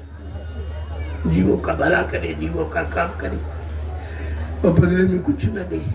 ये जय गुरुदेव। जय गुरुदेव। देखो नौमी शारुण ये पावन पवित्र भूमि, जिसको रामचरितमानस में गोस्वामी जी महाराज ने भी लिखा। तीर्थ वर नैमिष विख्याता, अति पुनीत साधक सुखदाता। बड़े साफ सुथरा ये नैमिषारण्य पावन पवित्र भूमि है और तीर्थों का महातीर्थ राजा है। इस भूमि पर जो 88,000 ऋषियों ने तपस्या की, इस भूमि को पावन पवित्र बनाया, तो उस भूमि का लाभ किसको मिलेगा? उन्होंने पंडा पुजारियों के लिए तो नहीं लिखा, जल पूजा करने वालों को नहीं लिखा। उन्होंने लिखा है जब किसी संत के साधक उस भूमि पर नाम की साधना करेंगे, उनको इस तपोभूमि का लाभ मिलेगा। इसलिए मैंने रामचरितमानस की चौपाई को ध्यान में रखते हुए मैंने नैमिषारण्य की पावन पवित्र घाट का चुनाव किया है, और ये सब काम उसी भूमि पर शुरू कर दिया, ताकि लोगों को पता चल जाए। 1997 में जब गुरु पूर्णिमा का कार्यक्रम नैमिषारण्य में हुआ, गोमती के तट पर बाबा जय गुरुदेव जी महाराज ने क्या कहा था? बच्चा ये 88,000 ऋषियों की तपोभूमि है, यहीं से सतयुग के अंकुरन निकलेंगे। क्या जमीन में निकलेंगे कि आसमान में निकलेंगे? जमीन आधार है काम करने का। ये गुरु के वचनों को ध्यान में रखकर मैंने इस नैमिषारण्य की तपोभूमि का चुनाव किया, अपनी इच्छा से नहीं, अपने मनमानी तरीके से नहीं, रामचरितमानस को ध्यान में रखते हुए, संत गोस्वामी जी महाराज के वचनों को ध्यान रखते हुए, बाबा जय गुरुदेव जी महाराज की आवाज को यानी सिद्ध करने के लिए मैंने नैमिषारण्य की पावन पवित्र भूमि का चुनाव किया है, और आप सबको भी उसी की तरफ प्रेरणा दे रहा। कर लो समय करने का है। सेवा का समय भी और कहीं मिलेगा नहीं। कोई परमार्थी सेवा जानता ही नहीं, चाहे उज्जैन वाले को ले लो, चाहे मथुरा वाले ड्राइवर को ले लो, ये परमार्थ क्या जाने। इन्होंने कभी जीवन में परमार्थ किया नहीं, कभी 1 रुपए सेवा इसने दी नहीं, कभी 1 डलिया मिट्टी कभी उठाई नहीं। अरे इसने तो भाई कुछ किया ही नहीं, और कह रहा हमको उत्तराधिकारी बनाया, ऐसों को उत्तराधिकारी और समृद्ध महापुरुष का उत्तराधिकारी। जबकि बाबा जी ने स्पष्ट पहले ही इशारा करके कहा था, मेरी इस सतयुगी व्यवस्था का संचालन कौन करेगा, उत्तराधिकारी कौन बनेगा। महाबली एक शासक होगा और धर्म मुकुट सिर पर धारेगा और धरा से देगा पाप हटाए और जय गुरुदेव की वाणी। तुम्हें भी तो भूल गए हो, बचनों को भूल गए आप, तो शंका संदेह भूल भ्रम से कैसे बचोगे। जय गुरुदेव। जय गुरुदेव। अब उनको सत्य से भय डर हो गया, संत की सत्यवाणी से डर लग गया, इसलिए जगह जगह कार्यक्रम को स्थगित कराने में प्रेमियों के सेवाओं का दुरुपयोग किया जा रहा। सेवा गुरु के लिए, गुरु के वचनों को जन जन के कान तक पहुंचाने के लिए होती है, और यह सेवा गुरु वचनों को बंद कराने में कर। आपको सोचना चाहिए, नहीं सोचोगे तुम जानो तुम्हारा काम जाने। तुम भी चोर के साथ रहने वाला चोर कहलाता, जो सजा चोर को वही चोर के साथ रहने वालों को मिलती है। तुम भी सजा से बच नहीं पाओगे। सत्य सत्य का तुम्हें ज्ञान नहीं, भान नहीं है, तो फिर तुम भी सजा पा जाओगे। और ये भी नहीं कि मैं 12 वर्ष से बता भी रहा हूँ, जानकारी भी दे रहा हूँ, एक एक वचन को खोल के कहता हूँ। अपना कोई वचन, अपनी कोई यानी मतलब इच्छा मैं तो व्यक्त नहीं करता। मैं तो अपने कही गए, मैं उत्तराधिकारी बना दिया, हमको ये कर दिया, वो कर दिया।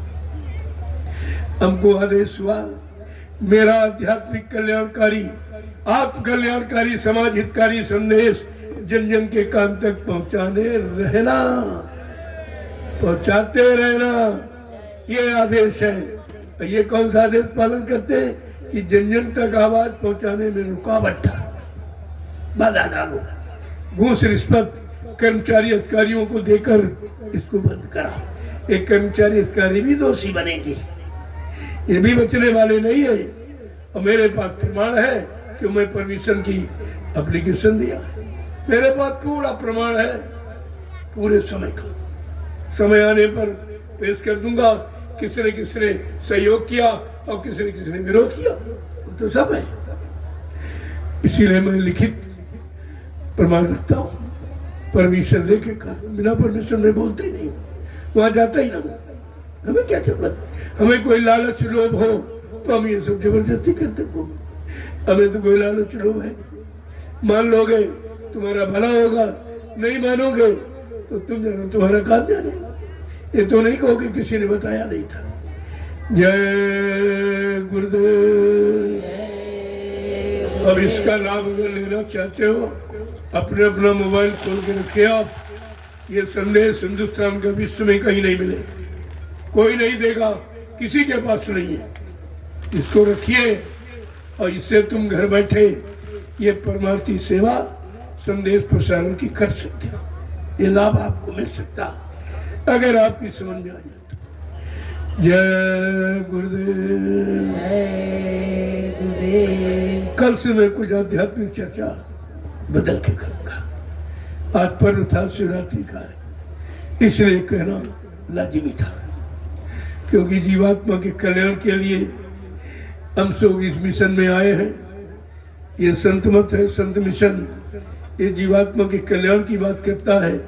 ये शरीर इंद्रियों के भोग पाने कमाने की बात नहीं करता है। इसलिए आज इस पवन पुण्यतिथि पर ये कहना बड़ा अनिवार्य था। इसलिए मैंने जीवात्मा के बारे में संदेश दिया है। और मन जो रागी अनुरागी हो गया, इसे बैरागी बनाना है, उसके लिए आप थोड़ा इशारा कर दिया। जय गुरुदेव। जय गुरुदेव। जोर से बोलो, सब मिल बोलो, बोलना होगा, अभी से बोलो, दर्द हरेंगे, सब कष्ट मिटेंगे, सुख शांति भी देंगे। सबके दाता, सबके मालिक, प्रेम से बोलो ये नाम नहीं इंसान का, ये काम नहीं इंसान का।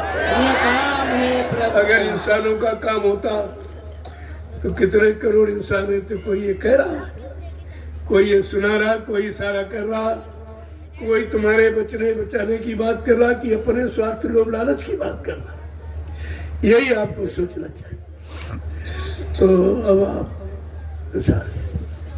देखो, मैंने एक भी आदेश और रखा, आदेश का बल्कि प्रेमियों से प्रार्थना करता हूँ कि अब जब आप अपनी व्यवस्था में आए, किसी पर बोझा मत बनो।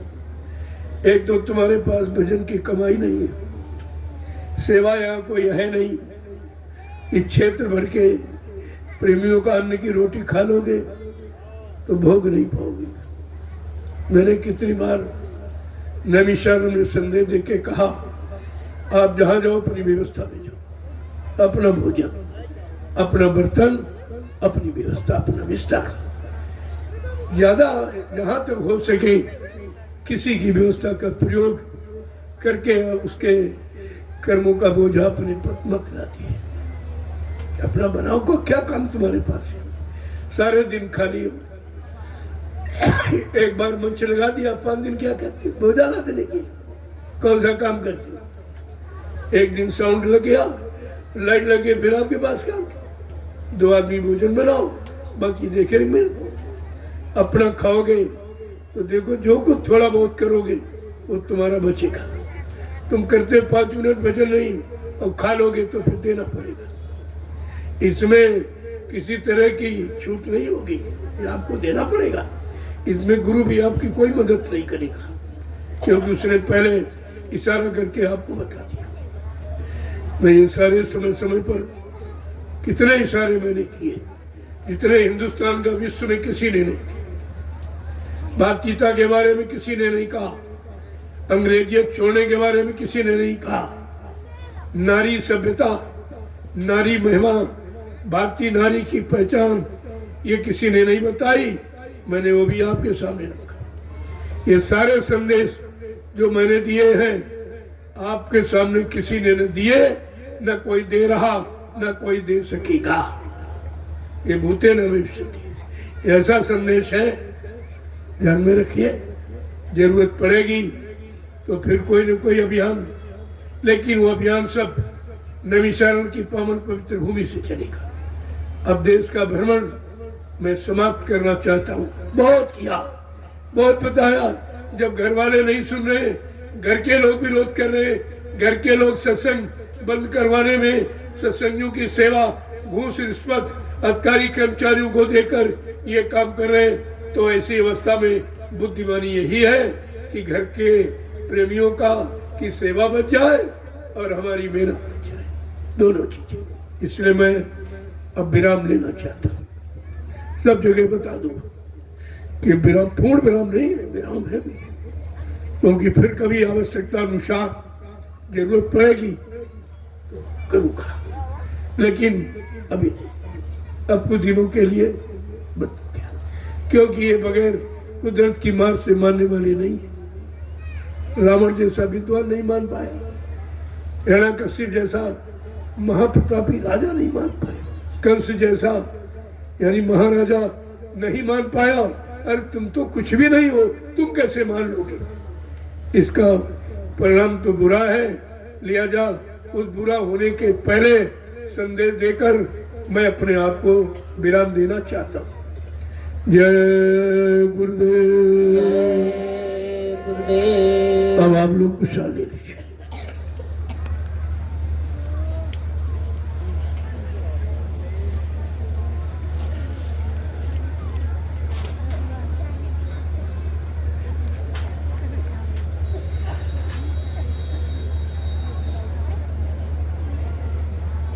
थोड़ा तो खोलिए।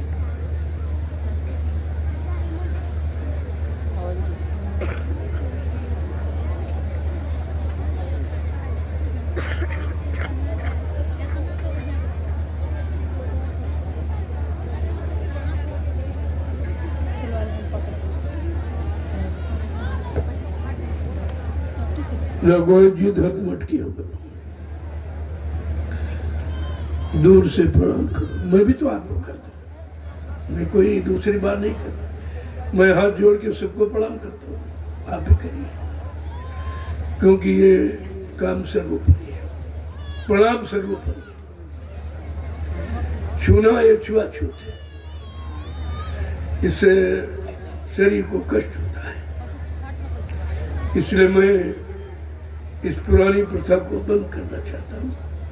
मैं आपको स्वयं कितने सालों से मंच पर आता तब फिर प्रणाम करता हूँ, रथ पर बैठता तभी हाथ जोड़ के प्रणाम करता हूँ, और कहीं मिल जाता तो हाथ जोड़ के पहले प्रणाम करता हूँ। ये मेरा अपना सिद्धांत है, इसी सिद्धांत में मैं आप सबको बांधना चाहता हूँ दोस्त, क्योंकि जो जिसे देना है तो दूर से फेंक देगा। तुम चिपके रहो तो नहीं पाओगे। चिपकने वालों ने क्या पाया? देखा मथुरा में कुछ मिला, वही भ्रमित हो गए, वही भ्रमित हो गए, वही दूर हो गए, इतनी दूर चले गए कि उनका वापिस आना बड़ा मुश्किल हो जाएगा। इसलिए अंदर से नजदीक रहो, बाहर से दूर। शरीर का शरीर से वो लाभ दे देंगे, देना जानते हैं, लेकिन तुम अपनी तरफ से लेना चाहते हो नहीं, क्योंकि तुम्हारे पास तो दया है नहीं, तुम्हारे पास शुद्धता, पवित्रता, निर्मलता है नहीं। लिहाजा उनको छूने दो, उनको करने दो, और सब तरफ से तुम्हें साफ सुथरा मांझ के तैयार कर देंगे। लेकिन अपनी मनमानी करके परेशान करोगे तो दिक्कत है। देखो मेरा स्वास्थ्य बहुत खराब, फिर भी मैं आपकी सेवा करूँ।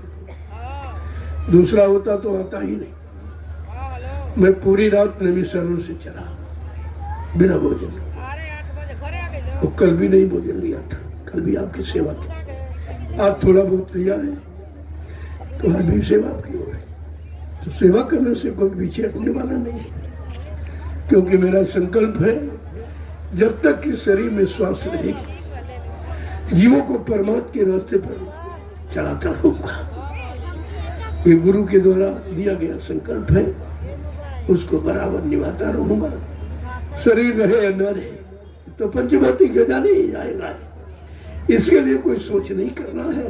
सोच करना है अगर जीवों का काम न हुआ तो जवाब मांगा जाएगा तुमने क्या किया, इस बात की चिंता।